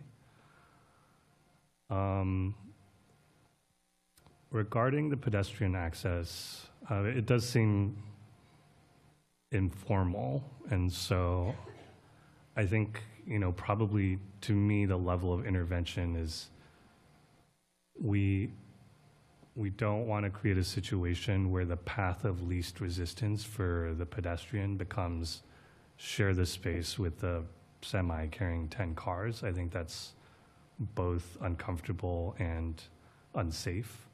So I do think, if you were to implement a rolled curb solution, probably just having a rolled curb that's wide enough to accommodate a couple pedestrians or a bicycle is enough. You don't need the entire width of the former driveway to be a rolled curb, because I think that does invite cars to continue to drive up there. I would be more in favor of that than to stripe out a portion of that new driveway, because I can't see anyone wanting to walk down that path and then encountering a truck coming in with 10 cars. I don't think that's a situation that we want. Those are my comments. Thank you. Any other follow-up comments or deliberation items? Okay. Let's see. I was looking at one of the written comments, and I want to go back to my earlier question about what exactly is happening on March 28th. There was a request to have a sunset clause ensuring temporary uses conclude well before the 2028 development deadline. So is the idea that in March 2028, that's when like the site, because I remember the ramp down period is like 4 to 6 weeks duration, I guess, time period. But is it right to say March 2020 is when the site prep will begin and this, the interim use is all already vacant at that point? Is that? Yeah, there would be a period where permits would be pursued. So I think we would know whether or not those timelines are being met. And so right now, there is an interim schedule, including establishing an assessment district, and then ultimately getting site development permits for stabilizing the site and rebuilding the wharfs and seawall. So as those permits are being pursued, we would kind of know how the ultimate deadline would be established on that timeline. Okay. So it would definitely be timed. Mm-hmm. Okay. Thank you. Okay, and then I just I echo that I agree on probably keeping the timeline to 8 a.m. to 4 p.m. To be honest, this isn't for me the ideal interim use for this site. I'm also concerned about the traffic and increased truck use. It doesn't seem the most compatible for what this emerging neighborhood is, and it does seem an opportunity to activate the site and get this project moving that much more towards like its more longer term use. So I think I agree with my fellow board members on keeping that condition, and then I don't really have, to be honest, a strong perspective on the striped pathway or rolled curbs. I don't know if I know board member Sue or Vice President Issa, if you wanted to react to the suggestion one way or another. I agree that it would be better to route the bikes a different route than the trucks, however that looks. If that is through the current kind of area that it gets narrower so that only the bikes can pass, then that's fine. Or the bikes and the pedestrians, I mean. But it does seem that something should be included in the permit so that if it's restriping or accommodating a rolled curb, or yes. Okay. So if I could summarize? Yeah. Please do. Thank you.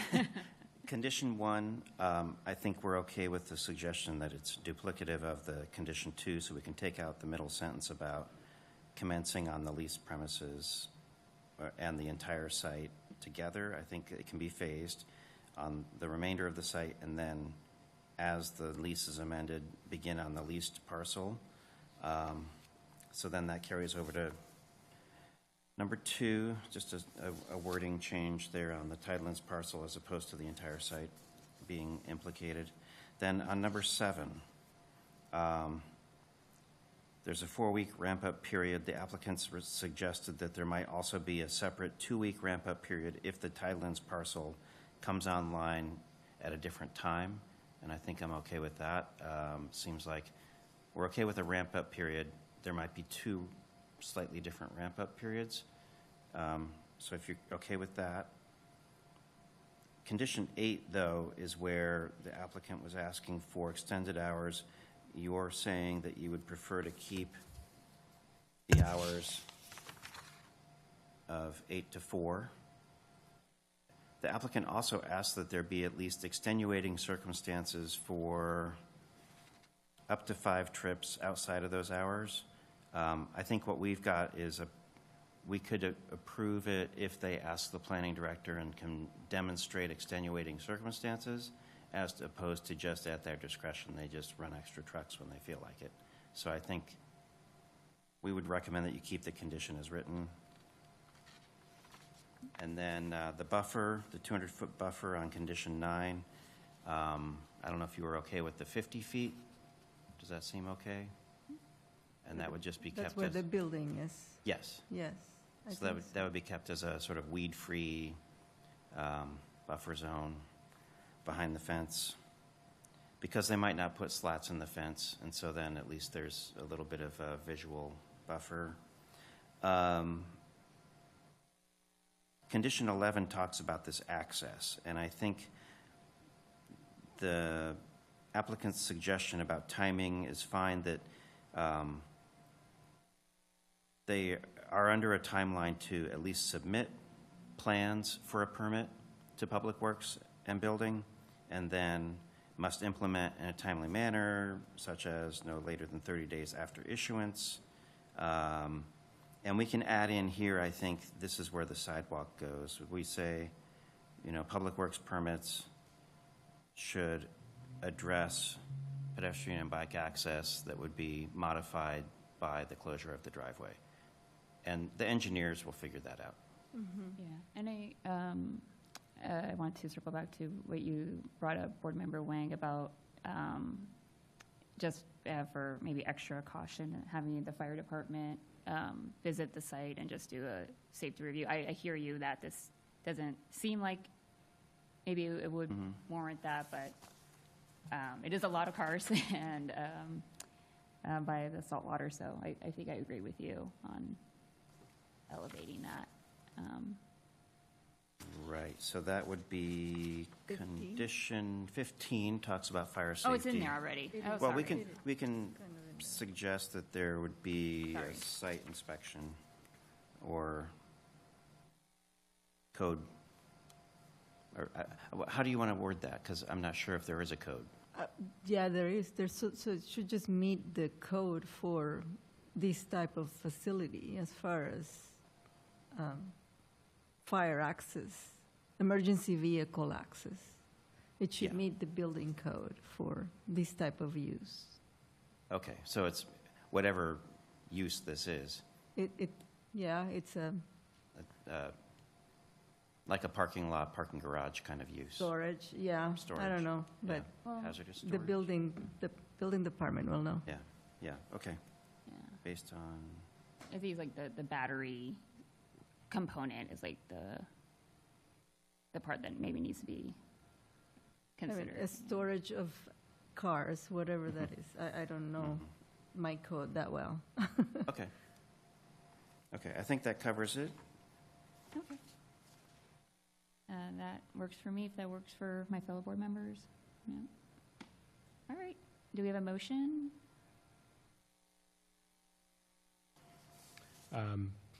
I will move to approve the proposed use permit, PLN 25-0217, subject to the additional conditions that we've just discussed, summarized by the planning manager.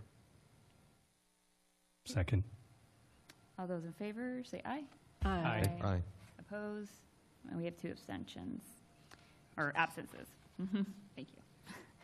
All right, and that agenda item is closed. Thank you so much to members of the public and for those who wrote in as well. And thank you to the applicant and to staff for bringing this to us. Moving on to agenda item 5C, which is the development plan amendment for the Radium Theater.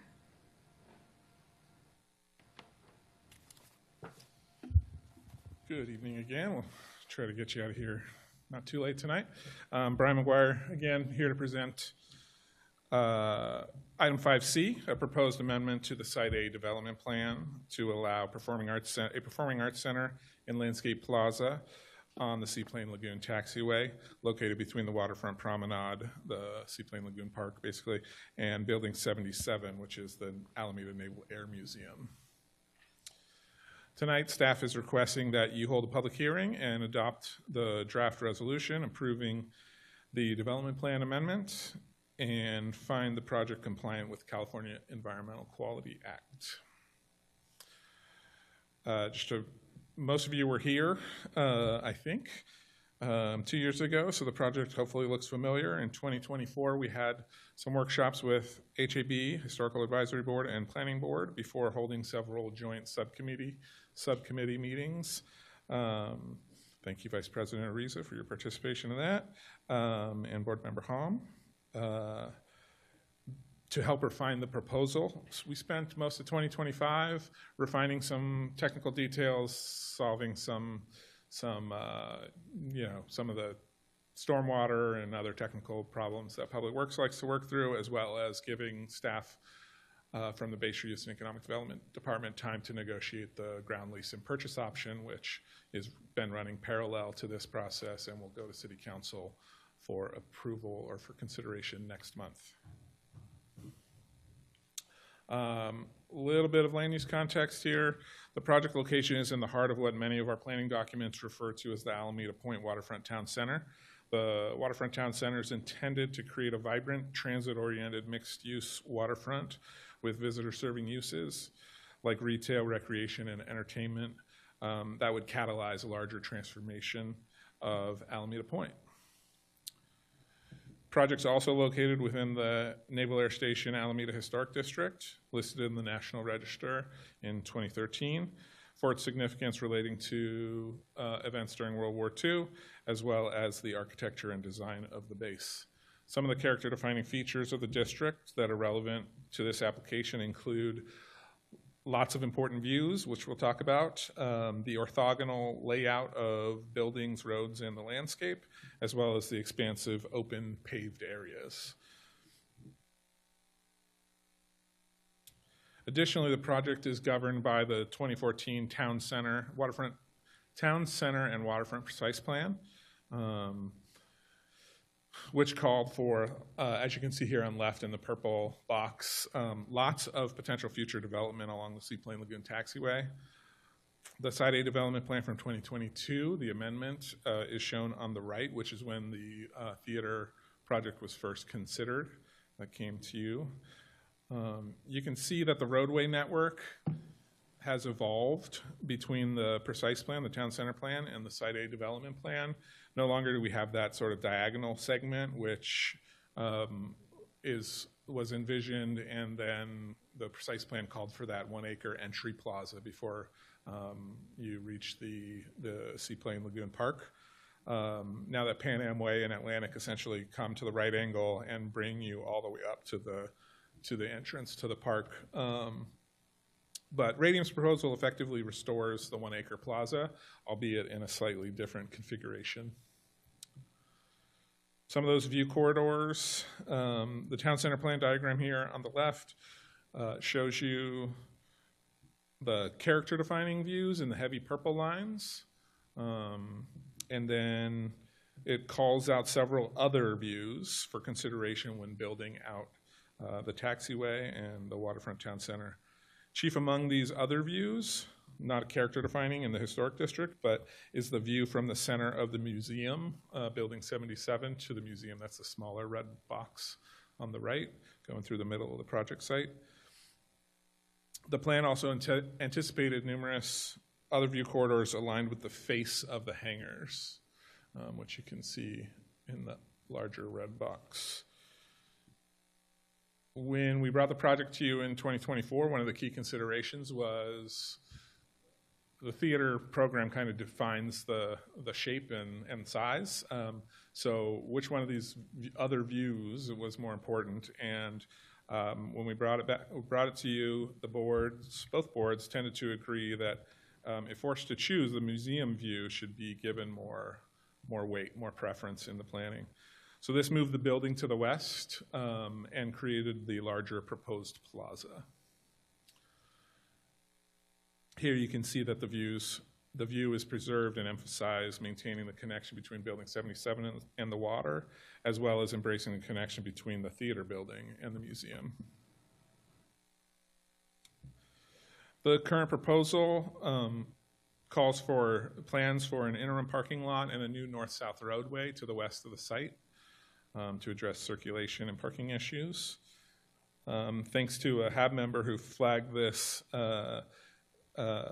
Board Member Bevan pointed out how the the historic aerial on the left shows when the taxiway was covered in airplanes and seaplanes.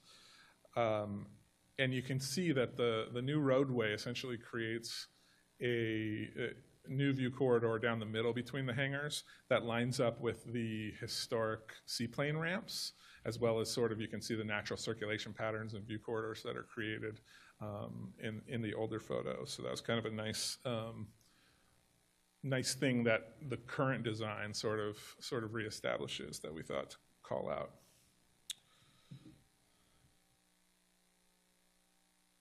Tonight is a significant milestone for the project, but there's a lot more to come. The development plan details sort of the big pieces of where the theater will be located and where the plaza and roadway will go. But the applicant will have to return closer to construction for final design review approval, as well as a parcel map. We're not asking for design review approval tonight because too much of the sort of skin of the building and the landscape plan could still change between now and construction. However, the final design would have to be consistent with the HAB and planning board approvals that the HAB already approved a couple weeks ago, and we're hoping to get the board's support for the development plan amendment tonight. The Alameda Point EIR, the zoning, and the town center plan all require that the project be consistent with a number of guiding documents as relates to infill design guidelines, the guide to preserving the character of the historic district as amended, which is important because the cultural landscape report has infill design review guidelines that were the city council adopted as an amendment to the guide. So when, you know, a lot of the documents call for adopting and following infill design guidelines, that's basically the main set of guidelines that we're talking about here, as well as there are guidelines in the precise plan. Also need to meet the Secretary of Interior standards for rehabilitation. So we engaged with Architectural Resources Group to provide that expert third-party analysis that we use to support the conclusions in the draft resolution. The report finds that the project is consistent with the Secretary standards. There's a detailed discussion in the report specifically about sort of the panoramic views south of the hangars towards the water. While a portion of the panoramic view is impacted, overall the impact is minimal and the panoramic views are largely preserved, the theater being all the way on the east end of the taxiway and partially sort of tucked behind the museum building. 2014 was a long time ago for most of us. I don't think any of us were here and involved in the approvals back then, but it is worth noting that the Alameda Point EIR anticipated major redevelopment and infill, including potentially demolition of historic structures and character-defining elements of the historic district. At that time, council essentially said that could still be okay if those impacts were unavoidable because of the project goals for economic development and reuse of the base. You know, they're trying to replace 15,000 jobs and reuse all these, you know, old facilities. So they adopted overriding considerations when they certified that EIR and approved the project. The mitigation measures were adopted and have been implemented with this project. Obviously, HAB issued their approval a couple weeks ago, and the draft resolution makes numerous findings related to CEQA, basically saying that the impacts have been thoroughly studied and disclosed. Next up, the project goes to the City Council next month to consider that ground lease and purchase option. After that, there will be a major fundraising phase. Then hopefully sooner than later, they'll be back before us to consider design review and a tentative parcel map.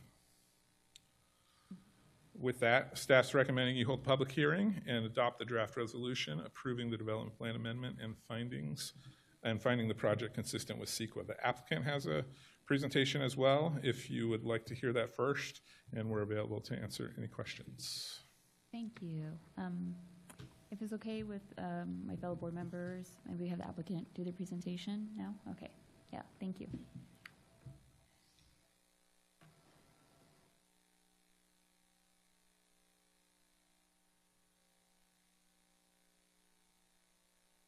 Yes, thank Good evening. Thank you for your time. My name is Christopher Sywald. I'm the founding director of Radium Presents to put this project on.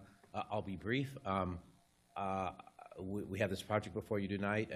You've seen it a couple of years ago. Hasn't changed too much.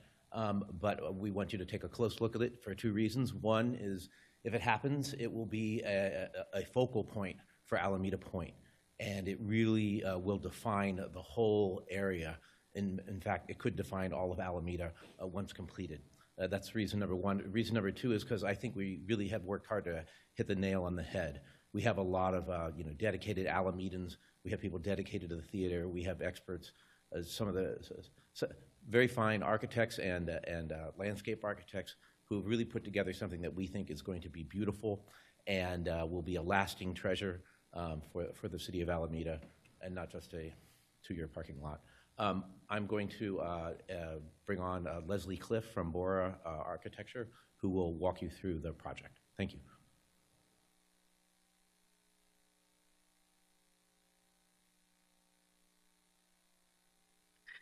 Great. Hi, everyone. I don't know if you can see me yet. We can hear you and see you, Leslie. Okay, great.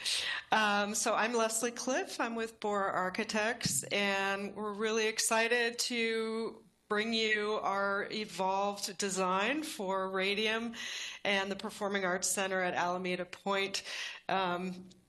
This is, of course, seeking approval for us to move forward. If you can go to the next slide, Brian. So for those who maybe weren't involved, this is the original site plan that we submitted in response to the RFP that was back in 2023 to propose a public entertainment use on this site. And this was the beginning of a multi-year process of conversations. We've gotten a lot of great input.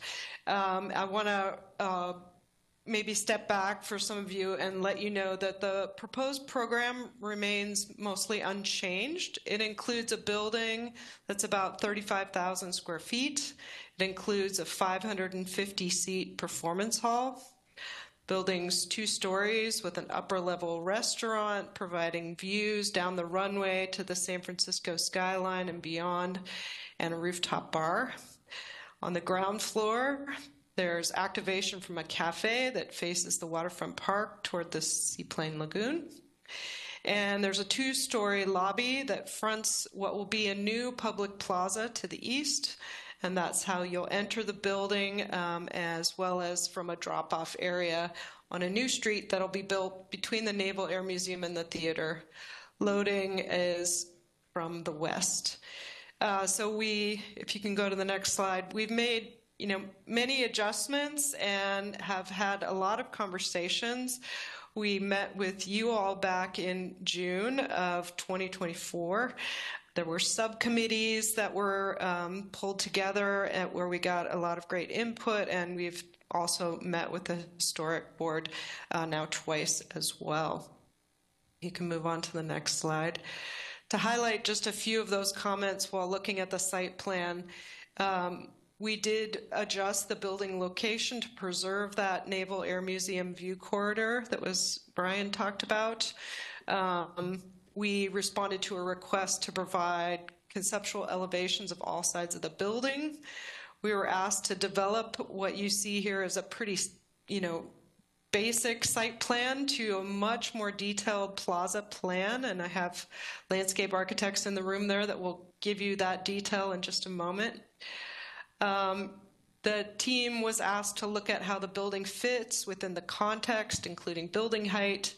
We needed to develop more detail on how traffic would flow, parking, drop-off, and all of those good pieces, including service and loading. We studied stormwater, and we enhanced the connection to the waterfront park to the south. So we've done a lot of work beyond what you see here.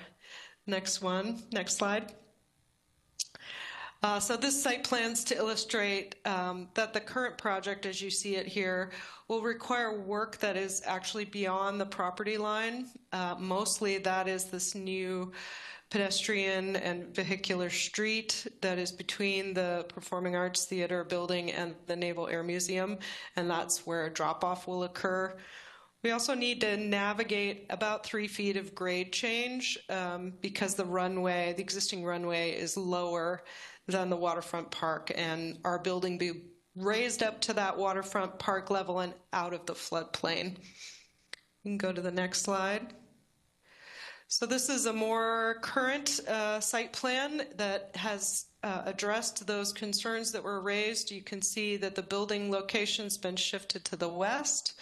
There's a 40-foot view corridor that you can see there in orange from the Naval Air Museum. There's also that second view corridor from Tower Road on the west that Brian mentioned.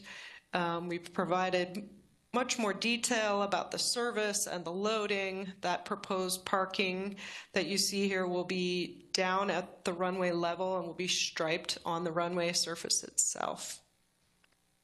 Next slide. This is 3D conceptual massing. This is mostly the same as previously submitted. Again, it's at a conceptual level to give you a sense of scale and extent of windows, but of course the scheme will be developed further and will return for full design review in the future. You can go to the next slide. Here's a second view. In this one, you can see how the proposed massing is being inspired by the Naval Air Museum that's beyond there, as well as other buildings in the district, including large hangar doors on Building 41 and other buildings. You can go to the next slide. And the height of the building is mostly at 43 feet, which is within the 50-foot zoning height limit, which is the height of the hangar buildings in the district at 50 feet. So we're below that. The only exception is the fly tower, which extends to 70 feet.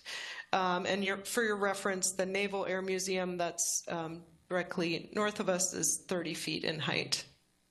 So now I want to turn it over to our design partner, Surface Design, and they can walk you through the public plaza in more detail. Thank you, Leslie. My name's James Lord, and it's nice to see you all again.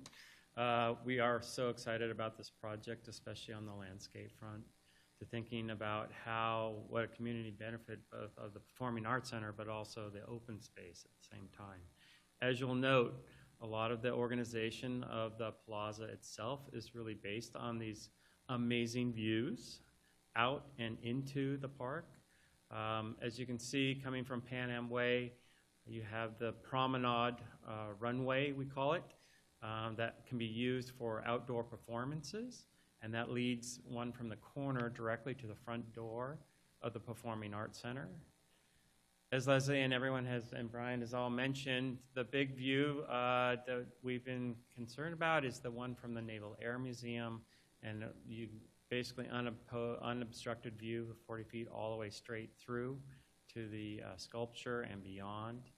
And then having another sort of more intimate walkway that takes you from, if you're coming from the Tower District, down across the plaza and out to the view. That is the longest water view you can get. So the park and what we've tried to design here is to reinforce the connection to the water. So that sort of semi-diagonal coming from the north to the south actually aligns and magnifies the open space where the ferries currently come in. So if you imagine that, it's quite an important spot. We're playing with topography, as we mentioned, 3 feet up for everywhere, and then a series of these sort of lifted panels that, in essence, engage with the existing waterfront park. So not turning their back, but actually building off of it. So that panel you see there closest to where it says waterfront park is tilted up, and we've been working with your parks people to think about that as another performance space and picnic area that you can, again, look out over the existing waterfront park and out to the water. Other areas that you see in their green is incorporating all the stormwater, as everyone's been mentioning. So that's all handled on site. Nothing's being transferred over. Next. You can start to see what I was talking about here with the more intimate spaces. Next. And you can see the overlay of the trees, again, reinforcing those view corridors. Next. This is important. This is looking across that view, the long view of the water that cuts you straight through. And then we're also, again, outreaching along Pan Am Way to the Tower District. So really trying to reinforce pedestrian movement and retail to that street as well, even though it's one block over. Also setting up interface with the Naval Museum. What you have or might not see what we've done is that we've integrated a drop-off area. Next slide. Should be in that. That's it. Oh, here you go. Sorry. The green one, I imagine. Yeah, there we go. So this is the other view from, this is where Pan Am Way turns. So this is our performance promenade runway that takes you to the front door. Next one here. There we go. There's that corridor we spoke about. This is what it looks like on the ground if you're at the street at the drop-off. And this is looking back at the naval area. You can see how both the architecture and the landscape is tried to frame and activate visually the Naval Air Museum. And then here's the sort of the waterfront park interface that I mentioned. Again, the picnic lawns that look not back to our plaza, but out to the existing waterfront, and allows people to sit and perch and enjoy the outside in the marine and the lagoon. This is a little bit of an adjustment that we talked about here. This was the original layout, which was sort of this new street that's going to cut through between the Performing Arts Center and the Naval Museum. It's a dead straight shot. We had some parking on, and we've changed this and worked really intently with the city to create a different kind of safer environment. So this is the new plan. It incorporates a chicane, which sort of cuts off the sort of direct shot, so it slows cars down when it goes in. Not only that, but with the pavement treatment, we're really thinking to keep this a slow street. So for maximum crossing to the Naval Museum and up to the Pan Am Way, with drop-off being on the one side. It also has allowed us to really aggregate some of the stormwater management for the street itself, so we can get these wonderful sort of greener streets at the same time. I'll leave that for any questions or comments you guys might have. Great, thank you so much. I'll bring it back to the board for any clarifying questions. Yes, Board Member Sahiba. Yeah, thank you for the presentations. I did have a question just on, and I can't recall when we last saw this, if the site had extended to the east of the Naval Air Museum. I see there's a little portion on the northeast corner there. Is that new, or was that always there? No, as we worked through, and it was a lot of discussion about what that road's going to look like, and I think that still there's, ultimately by the time we come back with tentative map and design review, we'll answer those questions. But the vision did expand to sort of open up that corner and invite people in, and I can let the landscape architects speak to that more. But that is new from what you saw. It is sort of conceptual in nature at this point. But it does sort of give you that idea that this site could further integrate, and didn't call it out in the presentation, but you can see here the existing waterfront park on the bottom. You can see the Bay Trail, the concrete part, and then the landscaped area between the theater and the Bay Trail is actually part of the existing waterfront park. So they're proposing to essentially expand and more fully integrate that landscape design into the park. So they have to sort of essentially redesign that portion of the public park, and there would be a maintenance agreement and things worked out with the Parks Department in order to do that. So yeah, that's just showing sort of the big vision of what this plaza and landscape is going to look like. But just to confirm, essentially the red dash line shows the extent of the work, and it's continuing now to the northeast portion, just east of the Naval Air Museum. I don't know if it impacts any operations of the Naval Air Museum, or it's meant to enhance the arrival to the museum. Yeah, I think a lot of those questions will get answered in the map phase. So the parcel, I'm not sure, I don't know about, I think the museum has been conveyed, but the hangar to the north of the museum has not. And when that happens, and then we parcelize and dedicate the public right-of-way, what the final access and circulation for the adjacent users will inform like what we can or can't really achieve in this corner of the project site. Okay.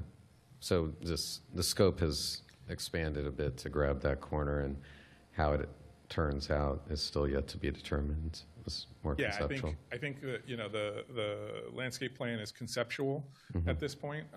So sort of to give everyone the vision, and some of those details will be worked out in the ground lease, but also they're going to come back with that design review to lock it down when it's time to build. Okay, thank you. That was my main question. Thank you. Any other questions? Board Member Sue? Yeah, I think we probably touched on this when this project came to us last time, but what's the plan for parking kind of long-term? Because I know there's the interim parking behind the theater, but has that been kind of point of discussion, the planning time? Yeah, absolutely. So the planning documents and approvals for Alameda Point envisioned sort of this. Alameda Point was a little bit ahead of its time, first place in the city that didn't have minimum parking requirements. This is back in 2014, right? And really envisioned minimizing the private dedicated off-street parking and having city-owned lots and properties. And so there's a city Alameda Point transportation demand management plan that includes designated spots that are anticipated for future public lots. We're starting to get to having to answer those questions in a little bit more detail in a couple of areas, but obviously for the foreseeable future, we've got acres and acres of empty pavement that are not, going to redevelop next week or next year.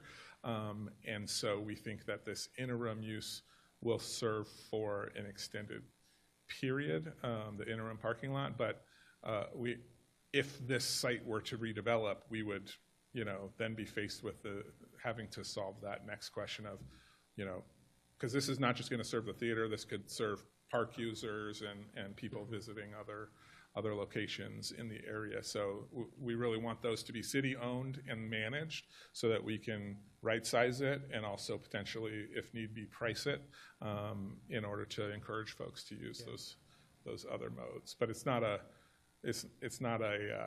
we don't think this is a very short-term, we call it interim, but not necessarily a short-term proposal here. So we think this could function for quite a while. And just one more follow-up question. I was looking through the plans and I saw a cross-section of Pan Am Way, and I was wondering if this project includes changes to the layout of Pan Am Way. It doesn't look like it, because what the cross-section looks like what is now there, based on Google Maps. I think this is, what is this? Yeah, I think they did there's a little sleight of hand here. 29? I think that driveway into Pan Am Way is probably sliding to the north a little bit. So as part of this, they would have to probably relocate the final position of those curbs and that entrance into this new road by a few feet. I think there are some images that maybe show it or hint at it, but essentially they sort of overwrote the existing aerial in the plans. So it's just a few feet difference, okay. I think. In the Exhibit 1 on page 29, that is kind of similar, not exactly this one here, but there's an acronym LOW, and I was just trying to figure out what that stands for. Maybe limit of work. What? Yeah, it's 29, I think. limit of work. Limit of work, okay, thank you. Very helpful. Okay, I think that's all I have for now. So actually, so just to build on it sounds like that's what you were just saying, right, Brian, is that like, it looks like there's some work that needs to happen in that intersection right there that includes Pan Am Way a bit, because it kind of juts out to grab part of that intersection right there. Yeah, I think that's right. Again, these are conceptual, and the tentative map is really going to define those final curb and gutter locations.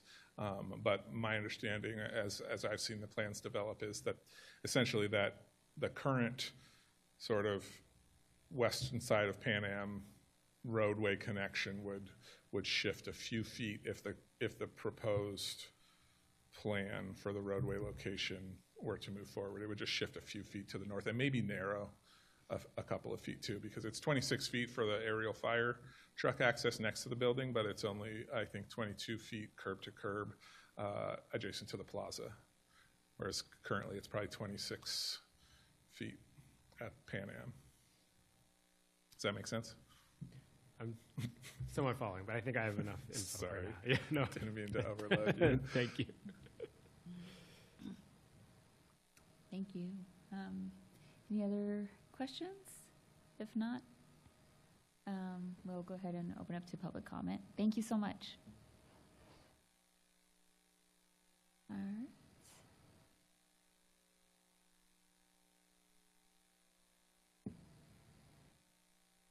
Do we have any speakers in the room or online? 2 online so far. I don't have any speaker slips in the room. Tara Pilbro.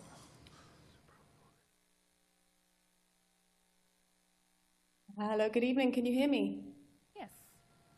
Yes. Hang on. Wonderful. Thank you, Commissioners. My name is Tara Pilbro. I am the Executive Director of West End Arts District. I'm also on the board of Radium. And I think most importantly for why I'm here speaking to you this evening, I am also a working artist. And I had long and lovely, eloquent words for you this evening, but viewing the time that we have currently before us, I'm going to keep it short and sweet. I have 3 major points for you. One is that as a dancer, choreographer, and performer, I think I can speak on behalf of not only the professional artists, but also a lot of young artists and amateurs on the island to say that there is a desperate need for a facility of this sort in Alameda. And we need it not only as a place to gather, to create, and to perform, but I believe there's also a need for it as a symbol. So Radium will be a symbol of the importance of the arts to this city. Alameda is a city which values the arts, both for health and wellness, for community well-being, for social cohesion, for creativity, for inspiration, for education. For so many reasons, the arts are vitally important to our community, and I think Radium will really symbolize that fact, especially in its current location, which is incredibly visible both for anyone coming towards the island and for the people on the island. One of the things that I wanted to point out is that I think that over the last 5 to 10 years, it's really the arts community, West End Arts District, Radium Presents, and a host of other arts and cultural organizations that have, through a variety of events and performances, through opera, through music festivals, through dance performances, really worked to bring the area where the Radium building will be back to life. And I think that is really symbolic of how important Radium will be in the future to Alameda Point's cultural vibrancy. It will be the town center that however many years ago when people were laying out the plans for what Alameda Point was going to be, and they pointed to that space in the middle there and said, this should be the town center. Radium is the building that will create the vibe that they were thinking of at that moment, that cultural community hub in the center of a space that creates a vibrant neighborhood in Alameda Point. So on behalf of myself and all of the arts ecosystem of Alameda and of the wider Bay Area, I urge you to approve the proposal this evening for Radium. Thank you very much. Thank you. Next up is Brent Saldana.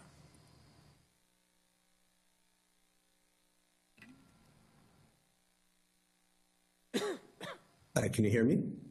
Yes. Yes, we can hear you. Great. Thank you. Hi, good evening. My name is Brent Saldana, and I'm an attorney and chair of the real estate practice at Farrell, LeBron and Martel. However, I'm here tonight in my individual capacity as a board member of Radium, and equally as important, as a resident of Alameda. And I want to take this opportunity to convey what this project means to me personally. My family and I have been living in Alameda for about 12 years now. And I know by Alameda standards that's quite short, but it's long enough to know that this is the community in which I wanted to buy my first home and raise my kids, and I envision being here for much, much longer. It's that long-term vision of where I want to be that actually led me to Radium, to a mighty team of people leading the charge to fight for a prominent arts and culture institution at Alameda Point that has the potential to not only significantly shape the arts community in our city, but also secure Alameda's place in an East Bay and Greater Bay Area cultural scene. You see, I want to be part of that group as a long-term vision for something truly transformational for our city, a project that has the potential for catalyzing further change at Alameda Point and within the arts community here.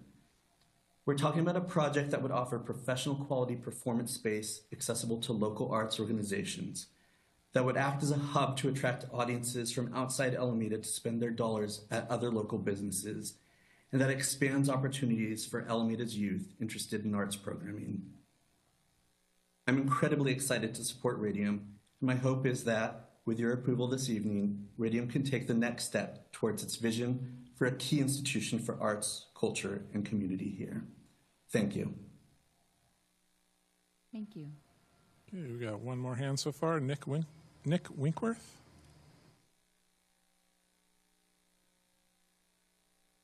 Right, can you hear me? Yes, we can hear you. Wonderful, thank you so much. So my name is Nick Winkworth. I'm speaking to you tonight in my capacity really as just a local resident. My family and I moved to Alameda to the West End in 2019. And one of the things that really attracted us to this area was Alameda Point, and not just the incredible history that is there, but the potential. And as I've become engaged with various arts organizations in Alameda, I've been a little disappointed by the slow rate of change and revitalization that we've seen there. I've only been here a short time, but I guess my expectations weren't realistic. But I'm so excited by the potential of Radium to accelerate the revitalization of that and bring life and vibrancy to this area. And, one of the things that I just wanted to make a point for was that if you bring the arts to a place, that's going to bring people, and those people are going to bring businesses, and that will bring revenue to help maintain the historic buildings, to bring the arts in. I think this is a really critical piece in the development of that, and I'm very excited to see this move forward.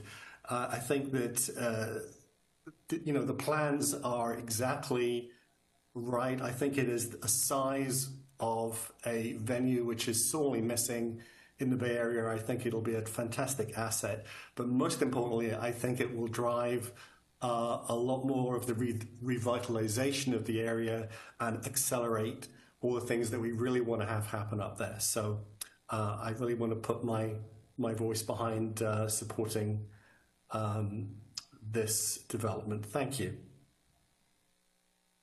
Thank you. We have no more speakers. No more speakers? Okay. We'll go ahead and close public comment, and I'll bring it back to the board for deliberations, comments, feedback. Anyone want to start? Sure. Yeah, okay. Vice President Arisa?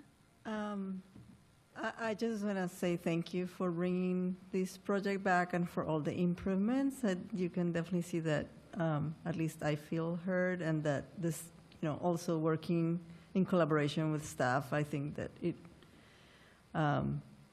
shows that all the kind of the comments, at least the ones we had that I remember, the parking, the views, and the public spaces. It has all been taken into account, and I really like the approach for the slow street as well.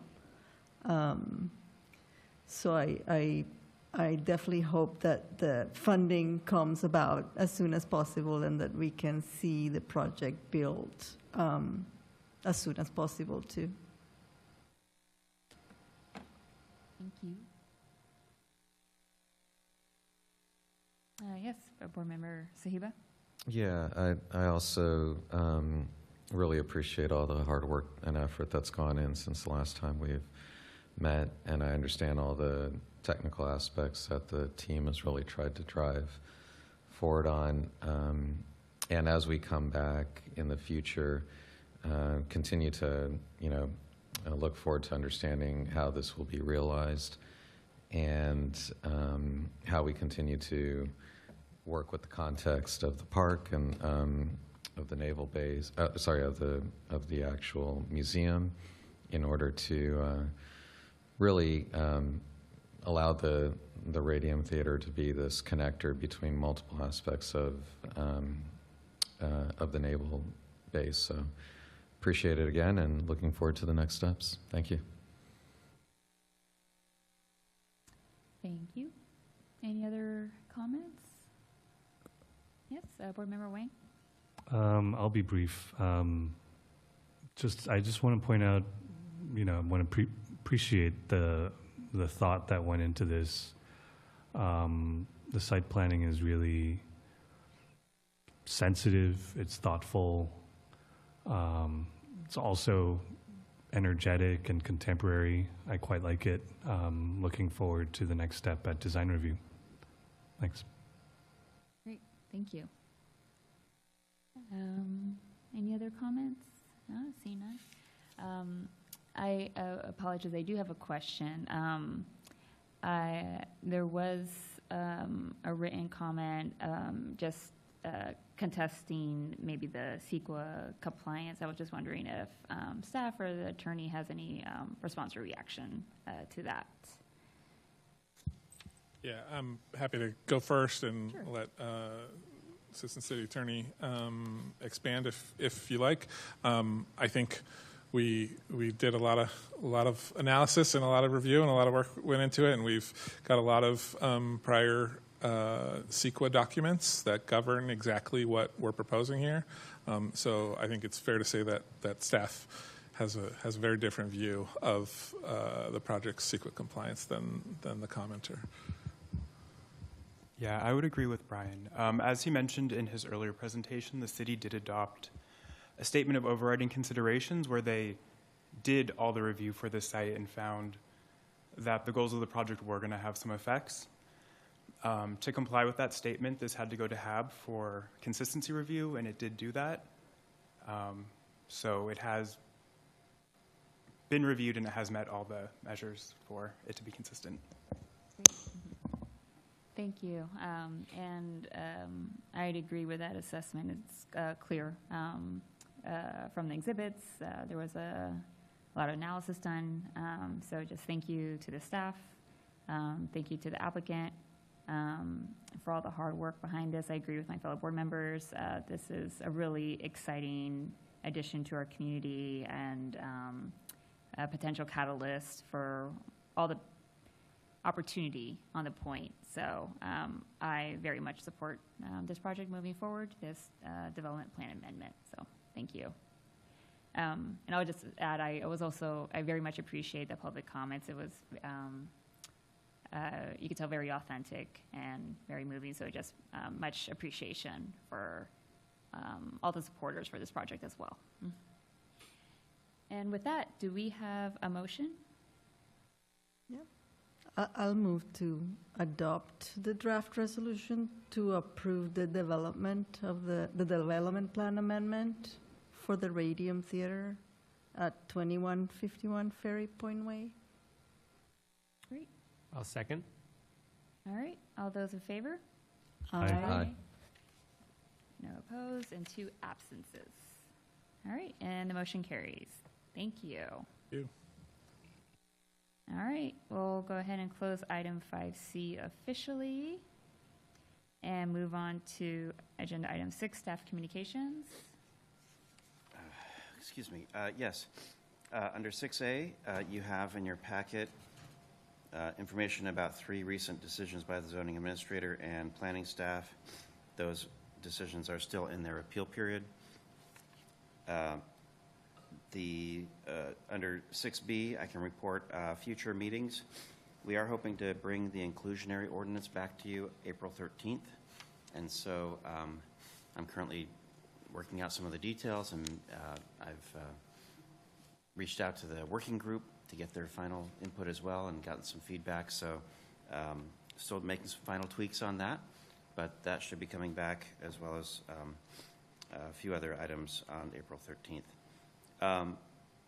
Also, just to give you an update, you did hear the Park Station use permit, and I wasn't sure if you all had heard, but that decision was appealed to the City Council, and so that will be heard on May 5th. And so the noise issue remains, and we're hoping to get some more information from the appellant in terms of their position. All right, thank you for the update. Oh, yes. Chair Cisneros, or President Cisneros, I think we also, you asked about whether there might be an election of a new president sometime in the near future, since you've been serving for almost 2 years. I honestly, I need to look up the bylaws. I couldn't find it on short notice, but I believe there's a schedule that's commonly used. It might be July. So I think you might need to hang in there for a few more months. But in the meantime, you all can consider who you might want to nominate, if not the vice president. And usually we try to do that when all the members are present. So that's another variable that we'll try to take advantage of when you're all here. Okay, yeah, that makes sense. Thank you. I appreciate that. Yeah, I was like, I'm not sure what we should do. Thank you. Great. And then I guess we'll go ahead and close item 6. Oh, and I forgot. Any public comments on this? Seeing none? Okay. Now we'll close agenda item 6. And then agenda item 7, board communications. Seeing none.